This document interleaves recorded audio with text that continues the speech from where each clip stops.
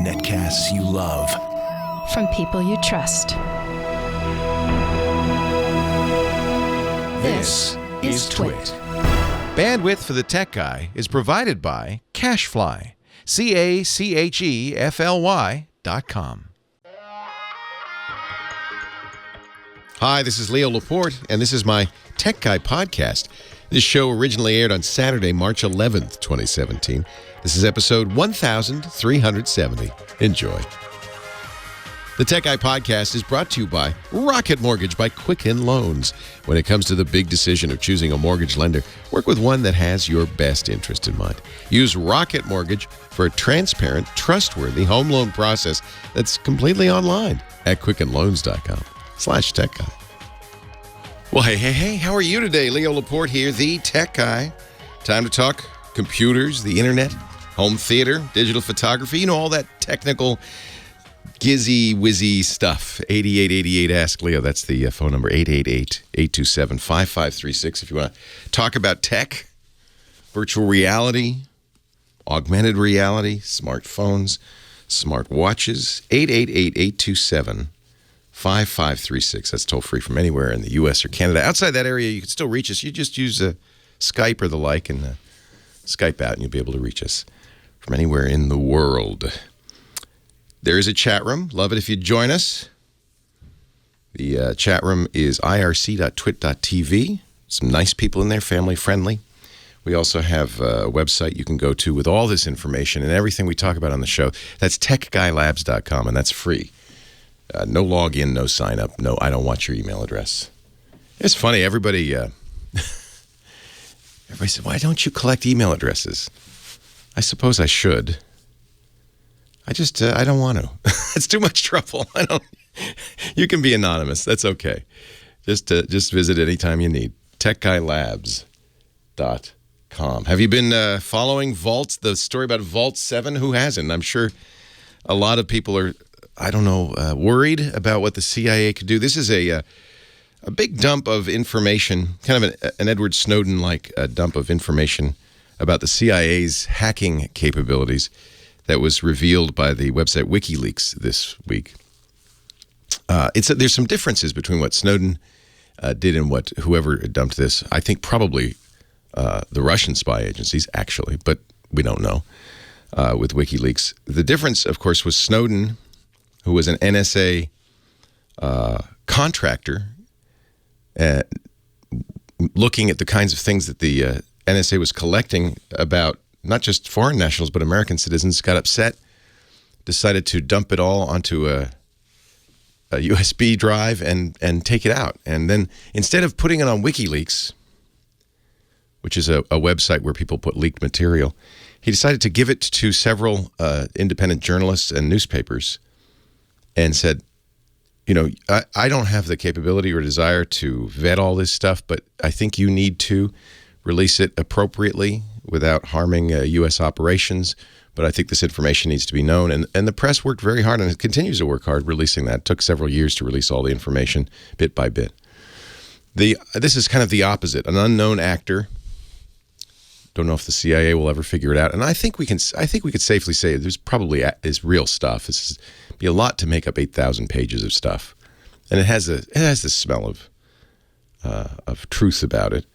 But an unknown actor dumped it on a website effectively, and WikiLeaks showed a little bit of restraint. They didn't release. It's a lot of hacking material. They didn't release the hacking code, just the how-to and the capabilities. Although Julian Assange, who runs WikiLeaks and is a strange character all around, has said that he has much more and will release more. So the question is, I guess, and the first question, I think we can probably assume this is real stuff, real material, mostly 3 years old. Most of it is malware, probably created by the CIA for purposes of hacking, for spying. And I don't think it should be a surprise to anybody that the CIA would be doing that. Certainly everybody else in the world is doing that. Every other country is doing that. And in fact, it looks like the spies got hacked, or the hackers got hacked. probably by another foreign government. I would guess by the Russians who released this to WikiLeaks. What can you? I mean, if you look at this, is there any surprise? I think the biggest thing that you and I will probably be mostly concerned about is that there is one tool that takes a specific Samsung smart television and can use it as a spy device. We've talked about this before. Samsung even kind of telegraphed that this might be possible last year in their terms of service when they said that not only might Samsung be using the microphone and camera on this TV, but other third parties might be. And that scared a lot of people. Caused them to put tape over the camera on their Samsung TV. Caused some people not to buy Samsung TVs, others to return theirs. It turns out the CIA does have a tool. But I think on all of these tools, the most important thing for us to understand is that these are used as targeting. They're designed to be targeted hacking tools. In other words, the CIA doesn't have a switch it can turn on all Samsung TV microphones to listen in. The volume of content they get from that, most of 99.999% of which would be useless, would kind of disincline them, I think, to use it that way. This is a target. This is a tool that they would use. Let's say you wanted to get inside the Russian embassy. Well, you'd use this tool. Now, you do have to have physical access to the TV, as far as I can tell. Although it may be possible. They have other tools that get it on there remotely. There was also some stories released that the CIA had cracked the encryption technology in encrypted messaging that many of us use by 3 different companies. Signal, which is a very strong encrypted messenger. A lot of people who want privacy use. WhatsApp, which is owned by Facebook. And Telegram, which is interestingly created by a Russian national. They call him the Mark Zuckerberg of Russia. In all 3 cases, you should understand they have not cracked, at least from this trove of information, they have not cracked these, that you can still use them with confidence. I would say not Telegram so much, but certainly Signal and WhatsApp, which uses the Signal protocols. The way that the CIA would hack it is they would first hack your phone. So again, a tool that's used for very targeted attacks on somebody. You know somebody's a spy, and you need to get their phone or somehow compromise their phone, get them to download something on their phone, and then you can put a tool on there that before they send the message with Signal or WhatsApp, you can read it and send it, and then exfiltrate it, send it back out to you. So I think there was some misreporting done on this in the rush of trying to understand what these pages meant. Don't worry, this is not a sign that the CIA or any national have cracked what we still believe to be very strong encryption tools. On the other hand, there's a messaging program that's apparently being used by people inside the government called Confide, a confidential messenger service. It's auto-destructing messages, encrypted messages, that is not secure. It provides no authentication or assurances of integrity. The folks who make Confide can read the messages. And so it's not a safe messaging platform. And we'd heard stories that this is what dissidents inside the White House and other government agencies were using to sneak out those leaks. Well, if they are, they better find something better. I'll tell you, if you're looking for a encrypted messenger for whatever reason, you don't want the bad guys to read your stuff. You don't want the good guys to read your stuff. Signal is still widely agreed to be the gold standard and is not cracked. We'll talk more about these the CIA dump. To be honest, I don't think after reading through it, I don't think there's anything that's terribly surprising. You would expect, in fact, hope that our government intelligence agencies would have spent some time trying to figure out how to spy on cyber communications. Of course, why wouldn't they? And these are exactly the kinds of tools you would expect. Nothing really surprising in here. Anyway, I know you've probably been reading about that. Best to trust, probably, if you don't trust me, technical people who can understand what the documents mean and put it in some perspective. A lot of the mainstream press reporting was a little overheated, and I think people were scared unnecessarily by it. It's fascinating, though, and I don't think heard the end of this. There'll be more. But it's interesting to contrast how Snowden did it in a much more measured and careful way, and how this was just dumped out on the public. And as a result, Snowden's revelations had a shelf life of years. This will probably blow over in a month or less, and people will have moved on. 8888 Ask Leo. That's the phone number, 888-827-5536. If you want to talk about this or anything else, mostly your tech woes, I suspect, you give me a ring. We'll talk after this.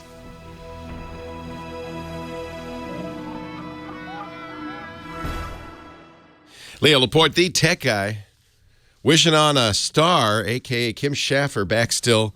She's still back from the Bahamas.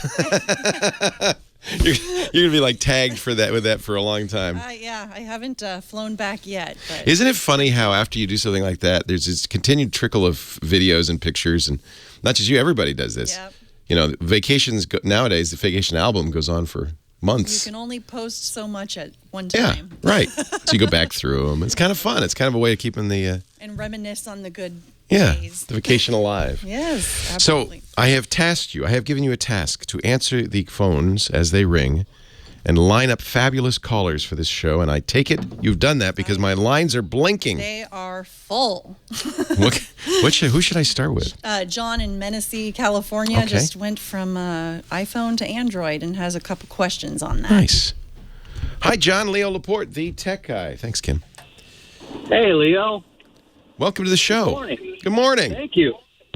Hey, so I've been using an iPhone for about the last 6 years, and I got tired of the screen breaking, so I switched to a Droid that the screen doesn't break on. Really? And yeah, it's great. It's you got one of the active ones. What do they call? I can't remember what Verizon calls them, but they're tough ones, right? Yeah, exactly. Yeah. So now my kids can play Pokemon Go, and it doesn't cost me $150 every time I touch my phone. So, yeah. So anyways, I haven't used Android for a really long time. The platform's come a really long ways, and I'm loving it. I've been using it for a couple of days now. Good. But what I'm concerned about is, on Apple, everything's really locked down. The operating system is really well-defined. I think there's a lot more flexibility on this phone, and I do my banking on my phone. I have everything on there. And so I'm wondering from a security perspective, do I need to get an antivirus on that? Do I need to change anything that I'm doing? Help me out a little bit because I'm a little bit worried. Apple's strategy is absolutely about locking it down for several reasons. Security is certainly one of them, primary reason, but also locking you into the Apple ecosystem and for reliability purposes. And this is kind of interesting. You get better battery life on most iPhones, and that's really goes down to the fact that Apple is very restrictive about what an app can do. Apps can't sit in the background and suck your battery as they can on Android.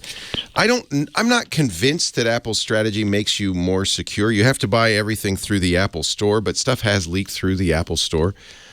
Because so many people own iPhones, you're always a target. When you're on a platform that is widely used, you're a target. And of course, there's a lot less heterogeneity in the iPhone market. There's only a handful of models of iPhones. There's literally thousands of different Android devices. The rules on both are the same, though. You do not need an antivirus. I think antiviruses on mobile devices are very limited use. The way mobile devices are designed, even Android, is very different than a desktop operating system. The most important thing, as with a desktop, is to keep it up to date. And in fact, I think you're probably okay with Motorola. But you should always, before you buy an Android phone, check to make sure that the manufacturer has agreed to keep the phone up to date, at least for the lifetime of the phone, which is several years. And that includes monthly security updates. Google now puts out monthly Android updates, and you want to be getting those no later than the middle of the month. There is a delay because Google puts out the update, then the company, Motorola in this case, has to vet it, make sure it works with their phones. The carrier also is going to want to vet it, make sure it doesn't damage their network or whatever. So you got 3 parties for every Android phone that have to look at these updates before they go out. And then the carrier has to push it. Unlike Apple, Apple really used its market clout to force carriers to let Apple update automatically. So Apple users, the chief reason Apple phones are more secure is because Apple users are almost always using the most recent operating system. And they get patches automatically. And they keep them up to date. If you do the same with your Android phone, I think you're in pretty good shape. I don't think you need an antivirus. There are a few things to avoid doing. You'll notice in your settings, on an iPhone, if you want to buy apps or download apps from other application marketplaces besides Apple's, you have to do something called jailbreak it. You have to actually really hack it. And in my opinion, it's not a good idea. On Android devices, in the settings, there's a checkbox that says download apps from third parties. Yeah, that's it. You've in effect done a jailbreak. And they have a big warning says, well, be very careful and blah, blah, blah. I would only do that if you really know what you're doing. In the most cases, you really want to stick with the Play Store. And going beyond that, the Play Store isn't quite as well vetted as the Apple Store, so you'll also want to be careful about what you download from the Play Store. Don't get wallpapers from Russia. Okay? be careful about, get apps from known names. Don't junk your phone up with a lot of bad apps. That's my main concern on Android. Get those updates. Make sure that your manufacturer, Motorola, is safe. We'll push those updates out on a regular basis. Don't ignore them when they come. Do them. Be careful where you get applications. And then there is, and it's automatically on. You don't have to. Just don't turn it off. Google has set it up, and I think this is really great, that every time a new application is downloaded on an Android device, it's scanned for known attacks. They, like Apple, also have what's called a kill switch. If apps are discovered to be malicious, which happens all the time, they'll automatically kill them, delete them, or knock out their capabilities. I don't worry. In theory, yes, an Android device is much more risky than an iPhone. I think the biggest problem with an Android device is there's so many things you can do with it. It can be overwhelming for people. Some people like that. You're obviously a geek. I like it. I like to be able to mess with my phone and change settings and stuff like that. iPhones are best for people who like the way Apple's decided to do it, and they just want to do it that way. And in most cases, you're in pretty good shape. That's a safe thing to do. So yeah, I think you don't have to worry unnecessarily. Stay away from the CIA. Don't get on their bad side. On the other hand, now, if you're going to Russia, I'm going to Cuba at the end of the year, would I bring an Android phone? Probably not. I'd be a little bit more careful about what I take to less secure areas. Okay? Perfect. Hey, enjoy your new phone. Oh, absolutely. Yeah. Thanks, Leo. Yeah, I appreciate it. Phones are so expensive now. High-end Android phones, high-end iPhones, we're talking, close to $1,000. You just don't want them to break. I tell you, though, where you really get a benefit from Apple is in their service and support. They really are remarkable. And that's really what you're paying for. I think a lot of times Apple hardware is more expensive than Windows PCs, for instance. But you're paying for amazing support. And if you're near an Apple store, and my son has broken many an iPhone. I was visiting him in Colorado yesterday. He's at the University of Colorado at Boulder, and he'd broken his iPhone again. He said, it just won't start. He's an iPhone 6S. And I said, well, bring it into the store. You never know. Those geniuses have a lot of leeway. And sure enough, the genius couldn't figure out what was wrong. We think that the phone was bent a little bit, and maybe that the motherboard had cracked, the logic board. But for whatever reason, the genius, who has a lot of leeway, said, yeah, let me give you a new one. And he got a new one. No charge. And that's where Apple really stands out. I don't think Verizon's going to do that for you. Somehow it doesn't seem like it. 8888 Ask Leo. Leo Laporte, the tech guy. More calls. Oh, Scott Wilkinson, home theater guru, coming up.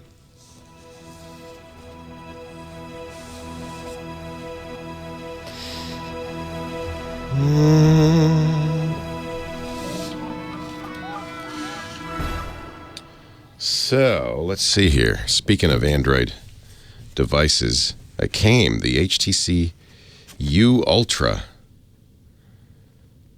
HTC has made the last couple of Google phones. They make the Pixel, they made the 6P, and I was a big fan of the HTC One for so many years. So I really want HTC to succeed. They've been struggling. They really have. They've decided not to do low-end phones, to really stick with the high-end, $800 phone. So that's what this is. This is a 64 gig Android device. I got it in. They have 3 colors, and all of the colors have kind of opalescent backs. I got the blue. I kind of, after seeing the pearl, I kind of wish I'd gotten the pearl. So it's very standard front, but you see that's the kind of the opalescent glass back. Those are really going to be fragile as heck. And this is another thing about it. It's a Type-C device with, you notice anything? There's no headphone jack. So they sent out Type-C headphones, and then I bought an additional cable for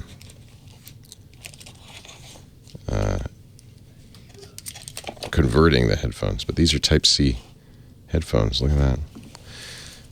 They also, which is kind of nice, especially for something with a glass back, include a case. One of these cheap cases. But the ZTE Axon 7 did that, and I kind of appreciated it. So before I even... Let's peel this off. I don't want that. But before I even get one fingerprint on there, let's snap that into there. They will forever be beautiful. There he is, Scott Wilkinson. Speaking of vision, he's our home theater guru. He's the host of the Home Theater Geeks podcast at twit.tv on my network. Okay, I'll admit it. I'm plugging my network. twit.tv/HTG. Also editor-in-chief of the AVS Forum. Hi, Scott. Hey, Leo. How's it going? I was just showing you my new HTC Ultra phone. And the reason, sweet. Yeah, it's pretty. It's an Android phone. The reason I mention it is because, like Samsung, they do. I think this is a really good thing. I wish more phones did this. They'll do a hearing test, if you wish, and then adjust the sound that comes out of the phone for your hearing capabilities. Really? Yeah. Wow, so that's pretty cool. It gives you a curve, and it's a lot like, it's very similar to the audio test, the hearing test that the audiologist gives you. Where you remember this in school, where you have headphones on and they say, we're going to play a Toad, and raise your hand if you can hear it with, which ear you can hear. So you kind of indicate, yeah, I heard that note, and then based on what you heard and didn't hear, they can make a curve. So they do the same thing on this phone. They play a tone, so. and you say yay or nay, I can hear it or I can't. They weren't clear in the advertising materials. This phone just came out. Whether this does this automatically, I don't see how it could. Or Samsung will go through a hearing test, and I imagine they're going to do this the same way. I just haven't. So the Samsung phones already do this. Yeah, Samsung's done this for a while. I know my Note 7 did it. I think pretty sure my Note 5 did. The S8 did, or S7 did, and I'm sure the S8 will. So cool. Yeah, I like that. I think it's a nice thing. Speaking of audio, Yeah, exactly. And HTC has always done a really good job with audio on their phones. I wish they still did the front-facing speakers. I don't know if you remember the HTC One, but it had stereo speakers on the... Does any phone... Here's a question. Does any phone that you know of make the screen itself the speaker? No, only TVs so far. Yeah, because I was going to say the new Sony OLED... That is so wild. Which hasn't... It's not released yet, but we saw it at CES. They actually put little drivers behind the actual OLED screen, and it vibrates. Isn't that wild? That's the speaker of the TV. Yeah. I thought it was pretty cool. Yeah, myself. Yeah. I'm very curious how that sounds. You think it sounds good? What I heard was surprising. You can't tell at a big trade show, though. Well, this was in a little bit of an isolated room. Yeah. Oh, okay.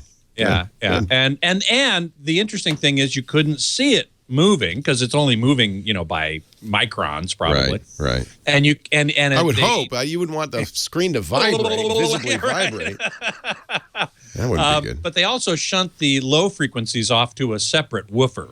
Yeah. Because the low frequencies, you'd start to be able to see that. Yeah. Anyway, I thought that was pretty cool. Yeah, that makes sense. Yeah, right. So the other thing I wanted to mention is that, unfortunately, they're following a trend Apple started. This does not have a headphone jack either, and you're starting to see this on other phones as well, where you're in this case, it's a Type-C connector, and you have special Type-C headphones. Means you have to use a breakout cable. Basically. Well, it doesn't come with it. I bought one. Yeah, there's a separate cable you can buy. Yeah. But the headphones that come with it are Type-C. This is unfortunate because I think ultimately you're going to split the world up. There are going to be three kinds of headphones out there. The standard mini jack headphones that will work with most older phones and laptops and things. The lightning cable headphones that Apple wants you to use with their iPhone. And then the Type-C cables headphones that are used with other phones. And it's not a good thing, I don't think. Somebody's going to make a killing on adapters. Yeah. From one to the other. Yeah.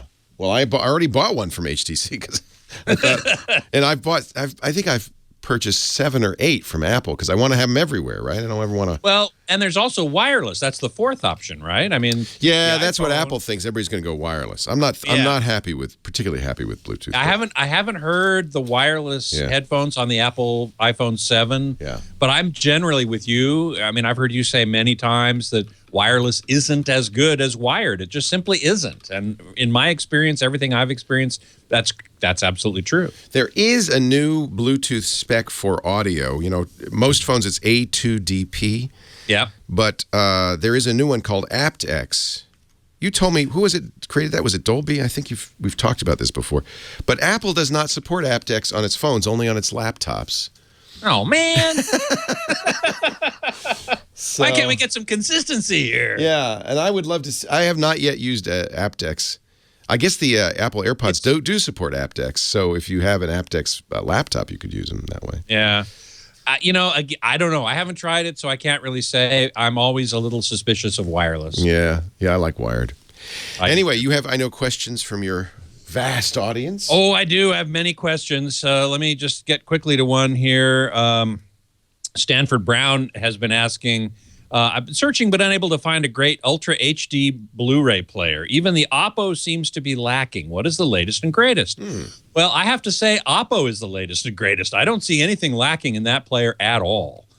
It supports HDR10. It supports Dolby Vision high dynamic range. It'll play 4K, of course. It does not have streaming apps, and I found this kind of interesting. And I asked Oppo about that, and they said, we didn't think it was necessary. We really wanted to put as much emphasis on the quality of reproduction of discs because you've got streaming apps all over the place. You've got them in your TV. You've got them in other devices, you know, your Apple TV or your Roku or whatever. So we really didn't think it was necessary to put them in this player. And I have to agree with them. Yeah. You know, focus on what the player is supposed to do, which is to play discs. And like previous Oppo players, it also plays Blu-rays and CDs and SACDs for those few of us who still have SACDs, which is a high-res audio format on disc. But it's got everything I can think of that I would want in a player. So that is absolutely. It should, because it's a premium priced player too, right? It is. It's like $550, which, you know, when the first Blu-ray players came out, they were $1,000. Yeah. So even this premium player is half that. And there are now some that are less than that. You know, you can get them for $300. And all of these, you know, what I have not inquired, when Blu-ray came out, the movie industry insisted that they have a better copy protection scheme than was on DVD, which was cracked immediately. Is it the same scheme used on these new UHD players? Or? You know, that's a good question. I bet you it's not the same scheme because it's already been cracked. Right. I'll have to look into that. That's a very good question. And the reason I ask is, so that required the Blu-ray players anyway have a internet connection so that it could be updated if the keys were revoked. You could get new keys. I presume all UHD players have internet connections as well. Yeah, they do. They absolutely do. That's good also because it means you could update the capabilities in software. Yes, and Oppo in particular, but all the companies really issue firmware updates when new capabilities come or they find a bug or something. And if you're connected to the internet, that's a really easy thing to do. I have a, you know, I bought for my UHD player, I thought, well, I'll just upgrade to the Xbox One S. Sure. It's software upgradable, of course. I don't think it does Dolby Vision, unfortunately. I don't think it does either. Yeah. And we're going to see more of that. Dolby Vision high dynamic range is going to become much more important this year. Yeah. It was kind of dormant last year, but this year we're going to see discs with it. We're going to see more streaming services. At the moment, only Vudu. Vudu and Netflix, I think, do it. Netflix is at least working on it. Yeah. So, and the Dolby Vision, I have to say, is generally speaking better than HDR10, the other main format, because it keeps track of peak brightness and average luminance, per scene, whereas HDR10 only does it once for the entire movie. And the result is Dolby Vision generally looks better. Sounds like you should look for, if you're going to spend the money on a good UHD TV with HDR, you should spend the money on an Oppo Blu-ray player to get the best results. That's right. Scott Wilkinson, Home Theater Geeks, twit.tv/HTG and avsforum.com. Thanks for joining us. More of your calls coming up next on The Tech Guy. The new LG G6 has Dolby Vision. Yeah, some of the I couldn't. That's so believe strange. this. I don't understand that. I couldn't believe this. The LG G6 phone has Dolby Vision. Wow. That's so weird. That is weird. I mean, high dynamic range in general is it's sort of like listening to high res audio in your car. It's like the noise level is so high that you can't really hear, much improvement on high res audio. Same thing with, I think, high dynamic range on a phone, like outdoors. It's like, are you really going to see an improvement there? I don't think so. Wow. I don't know why they did it. It's very strange. Well, it's a spec war, you got all the check boxes, that's all. Yeah, that's true. That's true. All right, I'll let Higher you have numbers the is better. con. Thank you. As you can see, I have 206 seconds. And can you stay for the top? I can. Great. Thank Happy you, Scott. to. Let's see. Mike 1 is asking, doesn't the Oppo support Dolby Atmos X? I'm not sure. Well, you're probably conflating Dolby Atmos and DTS-X, which are two different immersive audio formats. And it does support both of them. Yeah, absolutely. So that's what else can I say? It supports both of them. There is no Dolby Atmos X. It's Dolby Atmos and DTS-X. But yeah, and those are just bit streams, so that's really not hard for a player to do. Thank you, Robert Bigelow. That's very nice. Let's see. Oh, here we go. F-Link. If I want to find a movie theater with the best audio and best video with the latest tech, what should I look for? Absolutely Dolby Cinema. Let's see, in the U.S., they're all under the AMC banner, so you'll find them in AMC multiplexes, and one auditorium in each of these multiplexes will be designated as a Dolby Cinema. And for me, that's the best audio video experience you can have today, period. They use Dolby Vision high dynamic range. They use Dolby Atmos surround. Some people say that IMAX, the new laser illuminated IMAX theaters, get close, and they do. They get closer than a regular theater, but they're not the same. They're not as good, in my opinion. And for one thing, another thing, IMAX theaters typically show if a movie's in 3D, if it's available in 3D, if it's released in 3D, it will be shown in 3D in an IMAX using this spectrum separation, or what's sometimes called 6P 3D glasses. And I hate them. If you wear glasses like I do, you'll hate them because they cause a milky halo around the screen. It really doesn't look very good. Dolby Cinema, on the other hand, shows almost everything in 2D. The only exception I can think of is that in a few theaters, they showed Rogue One in 3D and using, again, those stupid glasses that I really hate. But other than that, everything in a Dolby Cinema is 2D. And I think that's just fine. I think that's the sort of more purist approach. Of course, some movies are good in 3D. Doctor Strange was great in 3D. I went and saw that twice, once in Dolby Cinema in 2D and once in IMAX in 3D. And that particular movie really made use of 3D beautifully. But generally speaking, I prefer Dolby Cinema. So on avsforum.com, I maintain a list of Dolby Cinemas around the world. So go check that out and see if there's one near you. If there is, absolutely go see Beauty and the Beast coming up, Logan coming up. They've all been graded in high dynamic range. So I should look for a good theater for Logan then. Oh, go into San Francisco and see it at Dolby Cinema at the I will. Metreon. Okay. Thanks, Scott. We'll see you in a bit. You bet. Just a few minutes. Leo Laporte, the tech guy, 8888. Ask Leo. That's the phone number. Back to the phones. And Scott in Orange County. Hi, Scott. Leo, how's it going? It's great. How are you? All right. So I'm a little bit more worried, listening to you talk about Vault 7, because I'm reading Edward Snowden's tweet, and he's saying some things a little different than you're talking about. Well, we're talking about the dump on WikiLeaks this week of the CIA hacking material, more than 8,000 pages. What does Snowden say that worries you? Okay, his big problem is that the CIA left an open vulnerability to your iOS or Android device that other hackers can get That's into. an excellent point, because, and this is something we've talked about a lot. We talked about it when the FBI wanted a backdoor to iPhones in the San Bernardino case. And Tim Cook was very vociferous that Apple would not do this, did not want to do this, because anytime there's a backdoor created or a hack created or malware created, there's a great risk it'll get into the hands of hackers, of bad guys, of all stripes.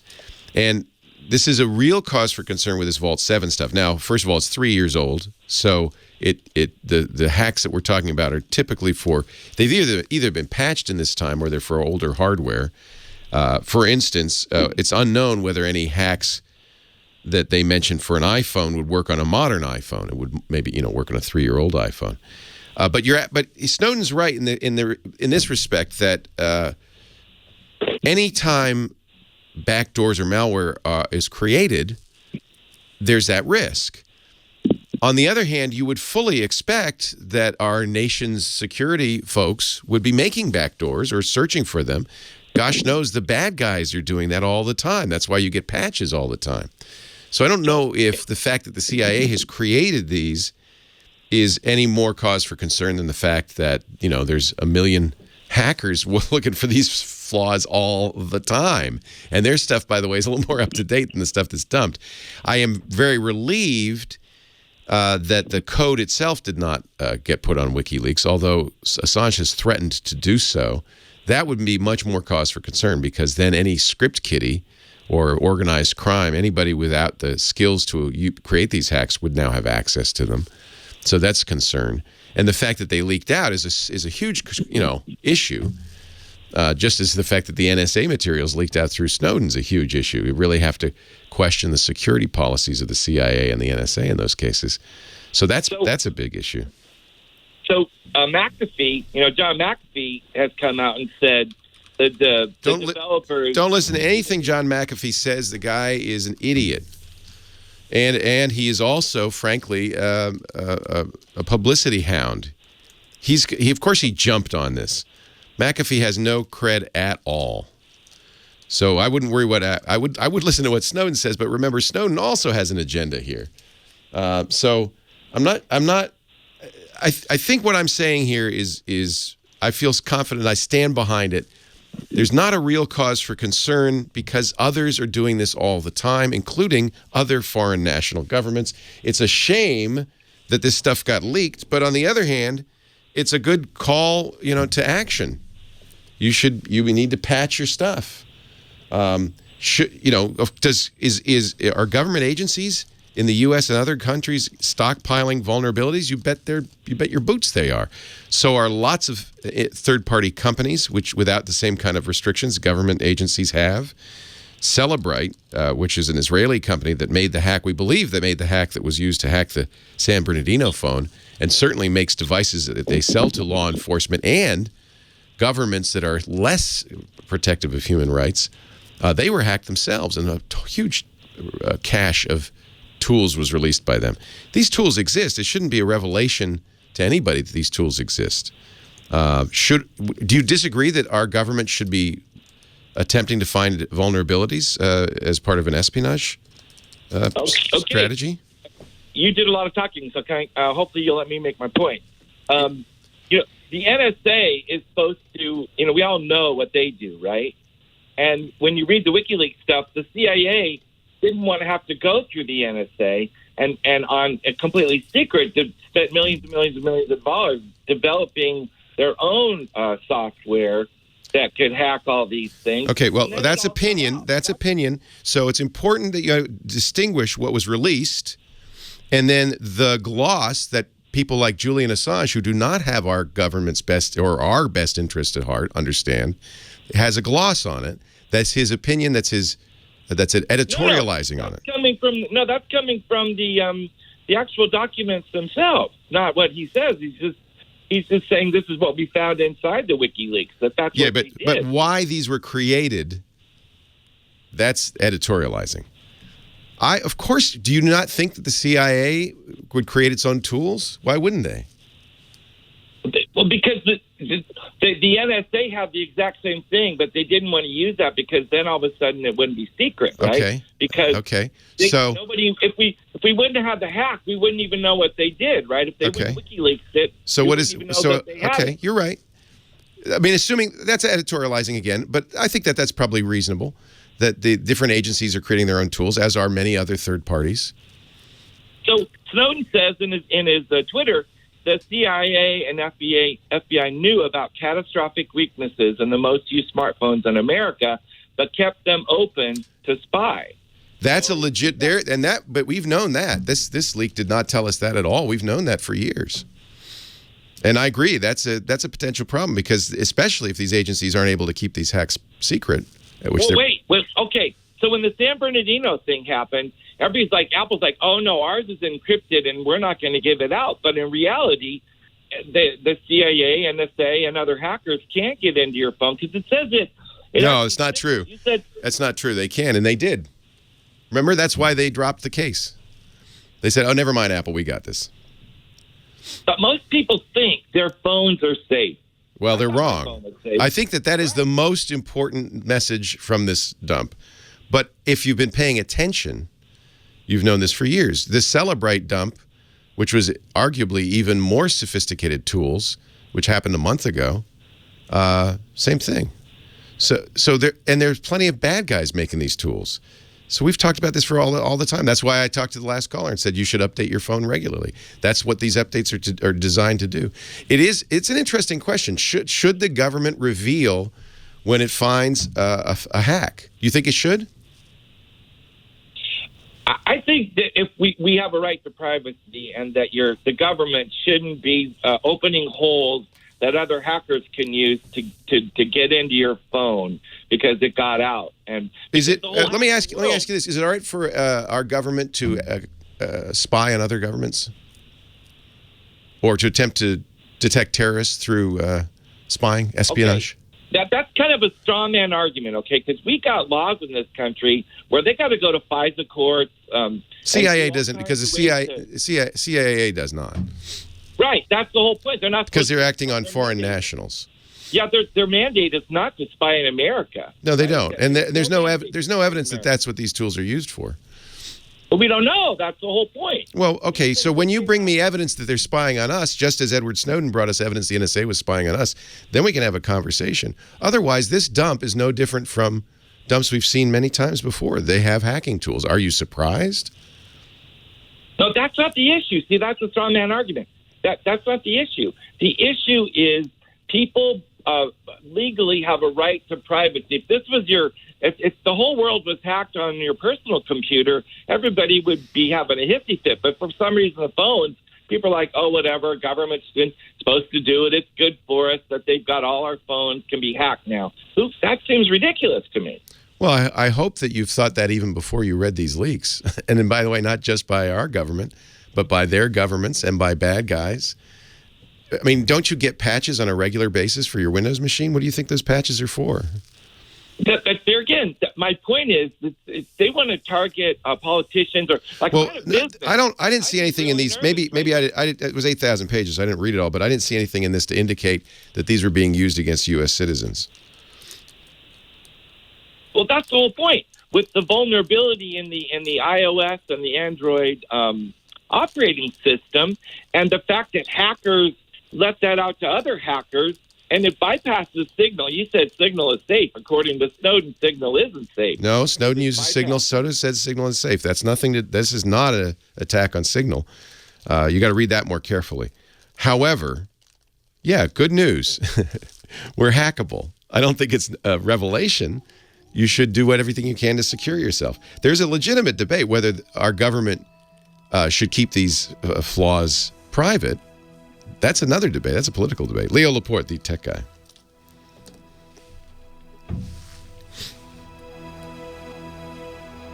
See, I don't think Snowden has said Signal is not safe. Snowden does say something that is important, which is, when did the CIA know that this material had been leaked? Because as soon as the material is leaked, then it is incumbent on the CIA or whoever creates this material to make sure it gets patched, because now the bad guys have access to it. But they're always going to be making tools. And I'm not, you can debate whether a government should proceed in espionage against bad guys or foreign governments. That's another debate. But I think we could pretty much assume that they are. And I think most people think this is an appropriate thing for them to be doing. And if this stuff becomes public, then it's beholden on them to contact the companies and have them patched. Because you're right, as soon as the bad guys get it, that's the big problem with all of this. All right, Scott, I give it to you. Yes. Thank you. Quick question. What do you mean by Signal being safe or not safe? Signal is a secure messaging system. Uses the Signal protocol that, to my knowledge, is still secure. There was some mistaken reporting that the CIA had a way around it. They didn't. They have to hack your phone and then they can get it. But the private messaging apps like Signal, well, particularly Signal, as far as I know, are still safe. Oh, okay, I didn't know that was a messaging app. I thought you meant the signal in the air. Well, the signal in the air is not safe. That's for sure. No. Anyway, just was curious. I didn't get that reference. Yeah. Okay, 425 seconds left. Nice to be with you all here. Somebody just ran in front of my numbers there. Robert Bigelow says it's cool that many public libraries are building their Blu-ray collections for patrons to check out, and I agree. That's really great. Let's see here. No, that last call really took over the chat room for a while, didn't it? So if anybody's got any questions for me. Hey, here's a good question. Gumby H. What's causing that tie-dye effect during dark scenes on my Panasonic ZT60 plasma? Well, are you sure it's in dark scenes only? Or is it rather in finely detailed parts of the image? For example, if somebody wears a herringbone suit on TV, you can see a real weird tie-dye, what's called a moire effect, in their suit. Because the lines in the herringbone pattern are so fine that they're interacting with the individual pixels in the camera even and in the display, and you get to see this weird moire. I see it surprisingly often on a program called Star Talk. Neil deGrasse Tyson on National Geographic Channel. Neil deGrasse Tyson is the host, and he often wears sport coats that have this kind of fine detail pattern in them. I take pretty great pains in avoiding wearing such coats when I'm, like at a trade show shooting my interviews in booths because I know that this happens. So my question is, is it really only on dark scenes? And if so, what parts of the image really are doing it? Is it just random, or can you identify any characteristic of the image, of a part of the image that causes that to happen? I would bet it's in fine detail, and it wouldn't necessarily be only in dark parts. But if you give me more information, maybe I can be of more help. Yes, Sybil, I was gonna mention that to Leo, that the Samsung TVs. There was this recent news item about about older Samsung TVs with certain firmware numbers actually remain on even if you turn them on. I mean, the camera itself remains on, and or the microphone. I don't know if even if the TV doesn't have a camera, it'll have a microphone.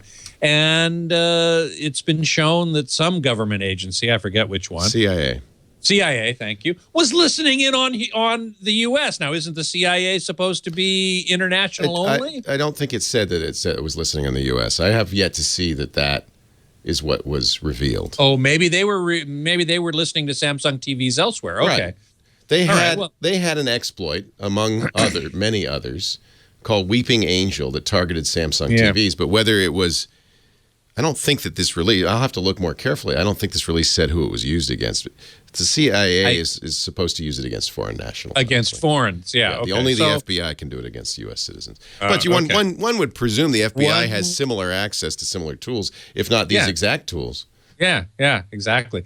And the only way to make sure that the TV wasn't quote unquote listening in to what you were saying was to unplug it. Yeah, but you'd have to be targeted. These aren't used blanket. Oh, really? Okay, I didn't see that. Yeah, so they'd have to go into your house, use a flash card to put this on the TV. By the way, while they're there, they could also drill holes in your wall, put bugs there, put bugs in your lamps and your phone. Right. Yeah. So it's not as big a deal as many people are making it out to be. Does it? And the question is, was Samsung involved? Did they just put that stuff on their TV so that the CIA they wouldn't weren't have to come involved. into They don't need to be involved. I don't know. I think there's a lot of extrapolation people are doing, rightly or wrongly, on what this does, how it's being used. One of the things that they mention, I'm looking at the notes for this. This is called Weeping Angel. Weeping Angel. One of the things that they say to do future work, we should check to make sure that Samsung can't erase this with a firmware update. Samsung offers remote support. Is this an area of functionality to investigate? They don't have remote access. This requires physical access. But this is 3 years old. There may well be. There's no reason to assume that there isn't an exploit. But there's no reason to assume that they're going to do this to everybody's TV, and I think that's what people are worried about. These are tools. If you have a Russian embassy and you would like to bug them, one more way to bug them is to bug them through the TV. It's maybe not even the best way to bug them. Yeah, really. Again, if as you say, you have to go in physically into the location and install something, then where's the advantage? Right. You could just put one of those little bugs in the lamp like James Bond finds all the time, right? I think people. Why would you be surprised that the CIA does this? I can't. I guess I'm not. And do we want them to do this? I think we do. Don't we want to have an espionage capability? I can tell you, if we don't, they do. FSB does. Russians do. Oh yeah, well, no doubt about that. I mean, if you wanted, we could be a pacifist, disarmed pacifist nation, and then get run over. Well, I don't know. I mean, that's a reasonable discussion, but I don't think this is something that people should go, oh my God, my TV's listening to me. Well, and there was also the Vizio story where they were not listening to you, but tracking what you watched and selling that. There's commercial spying that is absolutely going on. Yeah. And then there's government spying that is absolutely going on. Right. And why is anybody surprised? Right. The question is, what is the extent of that spying? Right. And how much of it, enters into the U.S., into the domestic population? Well, there's also misinformation being spread around. Also tons of it. Yeah. So it's called fake news. Yeah, people are saying, for instance, that the CIA is working with Best Buy to install these on all the TVs they ship. I don't believe that actually was happening. But if it was, that would be reprehensible. Thank you, Scott. Talk to you soon. Well, hey. How are you today? Leo Laporte, the tech guy. Time to talk about computers, the internet, home theater, digital photography, smartphones, smartwatches, and all that jazz. 8888 Ask Leo. That's the phone number. Great conversation, and I think we can continue this conversation, but we have to kind of compartmentalize it a little bit about these CIA hacking tools. And I certainly understand people's concern, but there is a question which is not, I think, for this show, but you can call your local political talk shows and debate it, about whether our government should be involved in creating espionage tools. I mean, I think it's generally accepted that we conduct espionage. We know, for a long time the NSA was secret. Nobody knew it existed, but we know it exists. We know the CIA and the FBI exists. The NSA came out of the OSS that was created during World War II to spy on the Germans. Or I guess that was the CIA was created from the OSS, right? Yeah.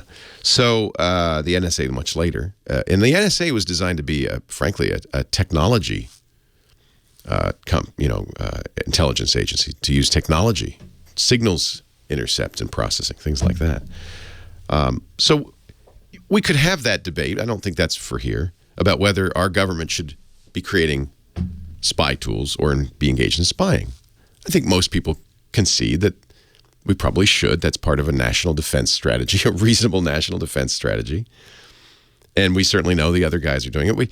Furthermore, I should point out that what the CIA created is identical to stuff created by third parties and other governments that we know about as well. So even if you stopped our government from doing it, all this stuff would still be created and available widely. But there's a very reasonable political debate about how we should be involved in this. There's also, from a technology point of view, there's a very, I think, a serious debate about if the CIA does, or any government agency does create these kinds of tools, what are their responsibilities with regard to keeping these tools out of the hands of bad guys and notifying companies if they should get into the hands of bad guys, notifying companies like Samsung and Apple and Google and, say, hey, bad news, we found an exploit. There's a flaw in your operating system. We are able to take advantage of it. And, golly gosh, I'm sorry, it leaked out. Now, the minute that happens, I think it's incumbent on I guess they put a lot of energy into creating these, spend a lot of money, hire a lot of hackers, and they would prefer not to tell Apple and Google and Samsung and the other companies, oh, yeah, there's this flaw, because they want to keep using it. But once it's leaked out into the general public, then all sorts of bad guys can use it too. And I think at that point, it's absolutely incumbent on our government anyway to notify companies, hey, there's a flaw in your software. We were able to exploit it. Now the bad guys are. You probably should fix it. That apparently does not happen. There's some evidence that that the CIA knew that these tools had been leaked. Remember, these are 3-year-old tools. Just as with the Snowden leak, these were out of date. But for that reason alone, probably would have been good for the CIA to say, hey, this leaked out. We've lost control of this. So you might want to fix these flaws. And we'll find new flaws, which they will. Here's the good news for the spy masters. There's no such thing as perfect software. All software has flaws. So they're going to be able to continue to come up with problems. And they're hiring people who can do this all the time. They go to all the hacker conventions, and they actively recruit because this, that's part of their espionage mission.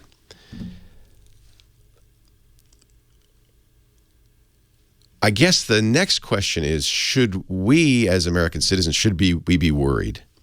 And my position on that is yes, but no more so than you were 2 weeks ago, because these kinds of exploits have been around forever and are being created not just by our government, but by their governments and by bad guys and by third-party security companies that are searching for these all the time. And I've talked about this before, there's a very active market in these exploits. Exploits are holes, techniques that you can use against existing hardware and software to crack into it.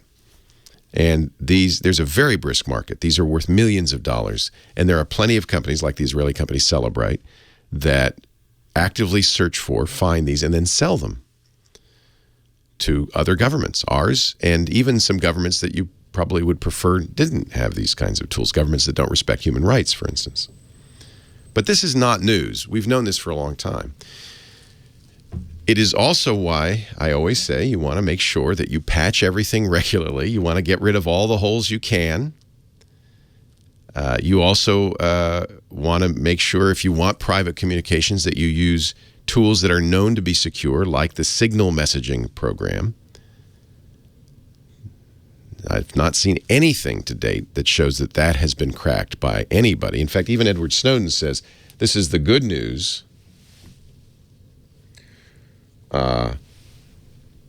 The CIA can't figure out how to get these messaging programs to reveal their secrets. Snowden tweeted on March 7, it may not feel like it, but computer security is getting better. And this in response to a tweet from Open Whisper Systems, which creates Signal, saying ubiquitous end-to-end encryption is pushing intelligence agencies from undetectable mass surveillance to expensive, high-risk, targeted attacks. And that's, by the way, the takeaway I get from this dump, is these are not tools that are used to surveil us en masse.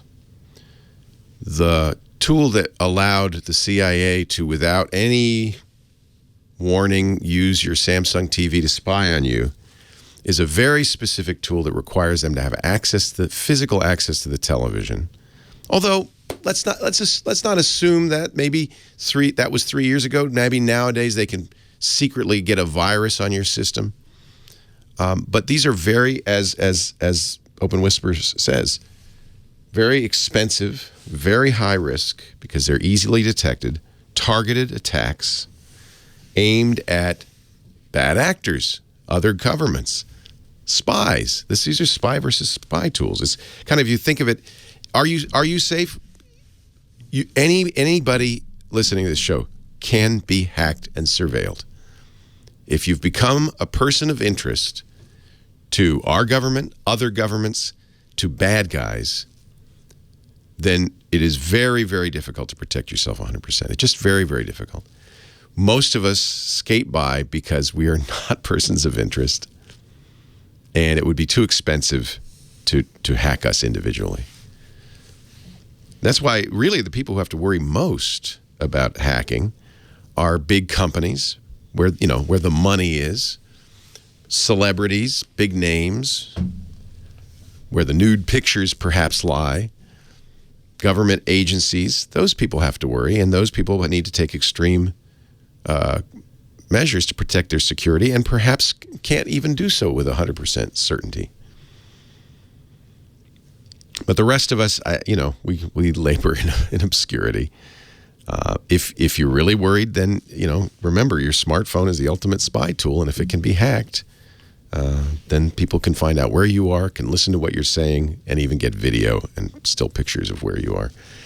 And it's kind of hard. You can't prevent that. These are not perfect systems. You cannot prevent that. Signal is still safe. PGP email encryption is still safe.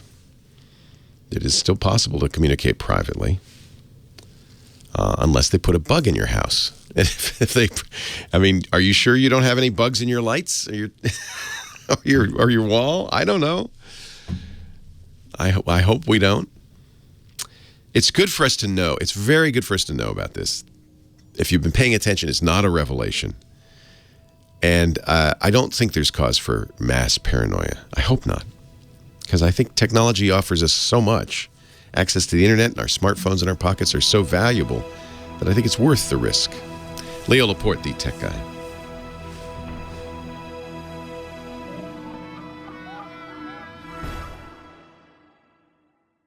Leo Laporte, the tech guy, 8888. Ask Leo, the phone number. Daryl on the line from Costa Mesa, California. Hi, Daryl. Leo Laporte here. Hey, Leo. Hey, I'm sorry, man. I'm going to turn off my speaker. Okay. Oh, yeah. Okay, so here we are. Much better. Thanks. I want to get a smartphone, more specifically an iPhone, and I need a carrier, and I've been listening to you, and I thought you'd said that a bunch of the carriers were going through transitions with new deals and stuff.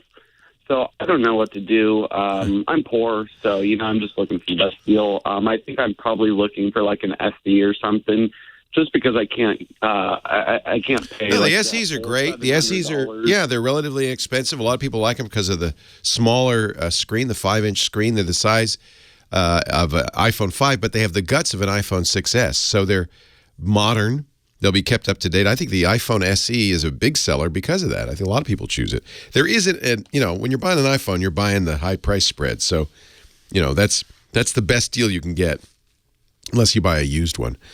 Carrier is a little interesting. None of the carriers provide great customer service. I'll have to say that.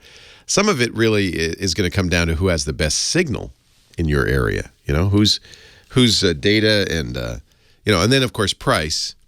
The top two carriers in the U.S. are not the cheapest. Obviously, Verizon's easily the most expensive, and AT&T a close second. Sprint and T-Mobile, because they have to compete, do a better job of keeping prices low. Although, T-Mobile, which used to be the low price leader, now it's $80 like everybody else for unlimited text and data and talking. You may find a better deal among the smaller carriers like Metro PCS, people like that. If you're going to look there, though, read the fine print very carefully about data use. This isn't your first smartphone, right? No, sir. So you understand how they can eat data. No, tell me more. Well, data ends up being the most expensive cost, the most expensive item on your list. And you use more than you think because your smartphone's always getting the mail and downloading news, and it's busy spending time on the network. So it's a good idea to see how much data you use, look at your previous bills, and understand that. That'll help you choose a data plan that's appropriate. A lot of the low-cost carriers keep it low cost by giving you 100 megabytes of data, for instance, free. That's not going to get you very far. It won't. That's a day's worth of data. So, you can't look at the top line pricing without really understanding what you get for that. And it will really help you to know how much data you've used over the last 6 months. Typically it's pretty common, I'd say between 3 to 5 gigabytes a month is a fairly common usage. Some people use less. If you don't use social networks like Facebook and Instagram and Twitter, then you might use less. If you don't stream music or video, you certainly use less. On the other hand, if you do stream a lot of music or watch movies streaming, you'll use a lot more. So you have to understand how much you expect to use and then look at the price for that amount of data. Right. So I think I'm looking approximately 5 gigs. But, I went into the T-Mobile store the other day, and they said that they only have one plan. And it was like one plan for 80, and that's unreasonable for what I need. You should also look at the pay-as-you-go plans, because T-Mobile still offers prepaid plans, and there are better deals there. To my knowledge, they still, if you know how to look online, they offer that $30 a month plan. Oh, really? Yeah. So let me look just real quickly to see if they offer that. Yeah, they're making a big deal about one, T-Mobile One. But if you go to the prepaid plans, you'll notice they have other plans, including the one that a lot of geeks love, which doesn't give you very many minutes of talk, but gives you a lot of data for $30 a month. Oh, really? Yeah. So I'm not sure if they still have that. I'm kind of looking, but if you look at the prepaid plans, yeah, they have more choice than they used to. Yeah. Okay, gotcha. Well, I guess that's a neat chore to look to actually thoroughly look through every carrier. It is a chore. I can't exactly say who the best is because of the way they do this. For instance, if you don't use the voice a lot and you use data a lot, and you do need unlimited texting, I don't know, then you have to. But if you go to T-Mobile, they have a prepaid plan compared features. And you can at least look at that and see what you get and for how much. And I think if you pay as you go, pay it. In other words, you buy a month's worth of service ahead of time. It's like a rent. You pay $30 at the first of each month. Usually, you can get a pretty good deal from T-Mobile anyway. You're going to have to do some shopping around if you really want to save money. Right. Okay, so hey Leo, I got one unrelated question. Sure. So I've been hearing in the news recently about all the hacking and everything, and I'm kind of curious from a tech perspective. Is there any way to actually accurately put blame on any nation? Because that's the very interesting question about the CIA hack, right? Not that actually. I mean, I'm talking about... No, it's very difficult. It's very difficult to figure out who is hacking you, at least on the surface. It's the same thing with spam. People say, I see where this came from. I know that's the spammer. Because it's very easy to spoof things, and most hackers will route their hacks through a variety of countries. So a hack that's originating from a Russian or Chinese IP address might be coming from, Burbank. Right. But the intelligence community, there's a lot more that they can look at. They call them fingerprints. There's certain behaviors, for instance, that state hackers use a lot. Certain tools they use a lot. And that's why this came up with a CIA hack, because it looked like they had borrowed some Russian tools. And that maybe the thought was, and this is editorializing on top of the facts, but that the thought was that maybe the CIA was using these tools to make it look like Russia was hacking the DNC. That kind of, now we're getting into the politics of it. But if you hear from the intelligence agencies, for instance, the Sony hack, we are convinced that it's North Korea that did this hack. We can't tell you how, because to do so would reveal our methods. You'll hear that a lot, and that's, in fact, exactly what you heard about North Korea. I talked to a very accomplished, well-known hacker, Mark Rogers, last week, who has said in the past, I don't think it was North Korea that did it. He has stopped saying that. He says, well, we can't really know because we're not going to get from the intelligence agencies why they're so sure. But knowing the intelligence agencies, Mark said, if they express that kind of absolute certainty, they have absolute certainty. These guys are not dumb. You're right. It's very difficult, on the surface to see who hacked you. You can't just look at the IP address that's the originating or the tools that they use. But there are other methods that they use, and which I am not privy to because they're top secret. But I think, this is the problem. It's wheels within wheels within wheels. It ends up being, well, who do you believe? But I do believe there are ways to come up with some certainty of knowledge of where the hacking came from. But it's very difficult. I want to read a great book on this. It's an old one. Clifford Stole the Cuckoo's Egg. Fascinating story of his discovering a hacker who had been hacking him. Leo Laporte, the tech guy.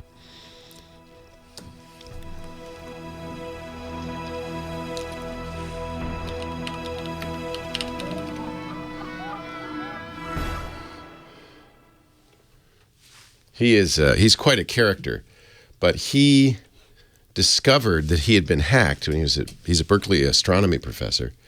He discovered that he had been hacked, and he tracked the guy down. And this will give you some idea. This is old. This was turn of the century.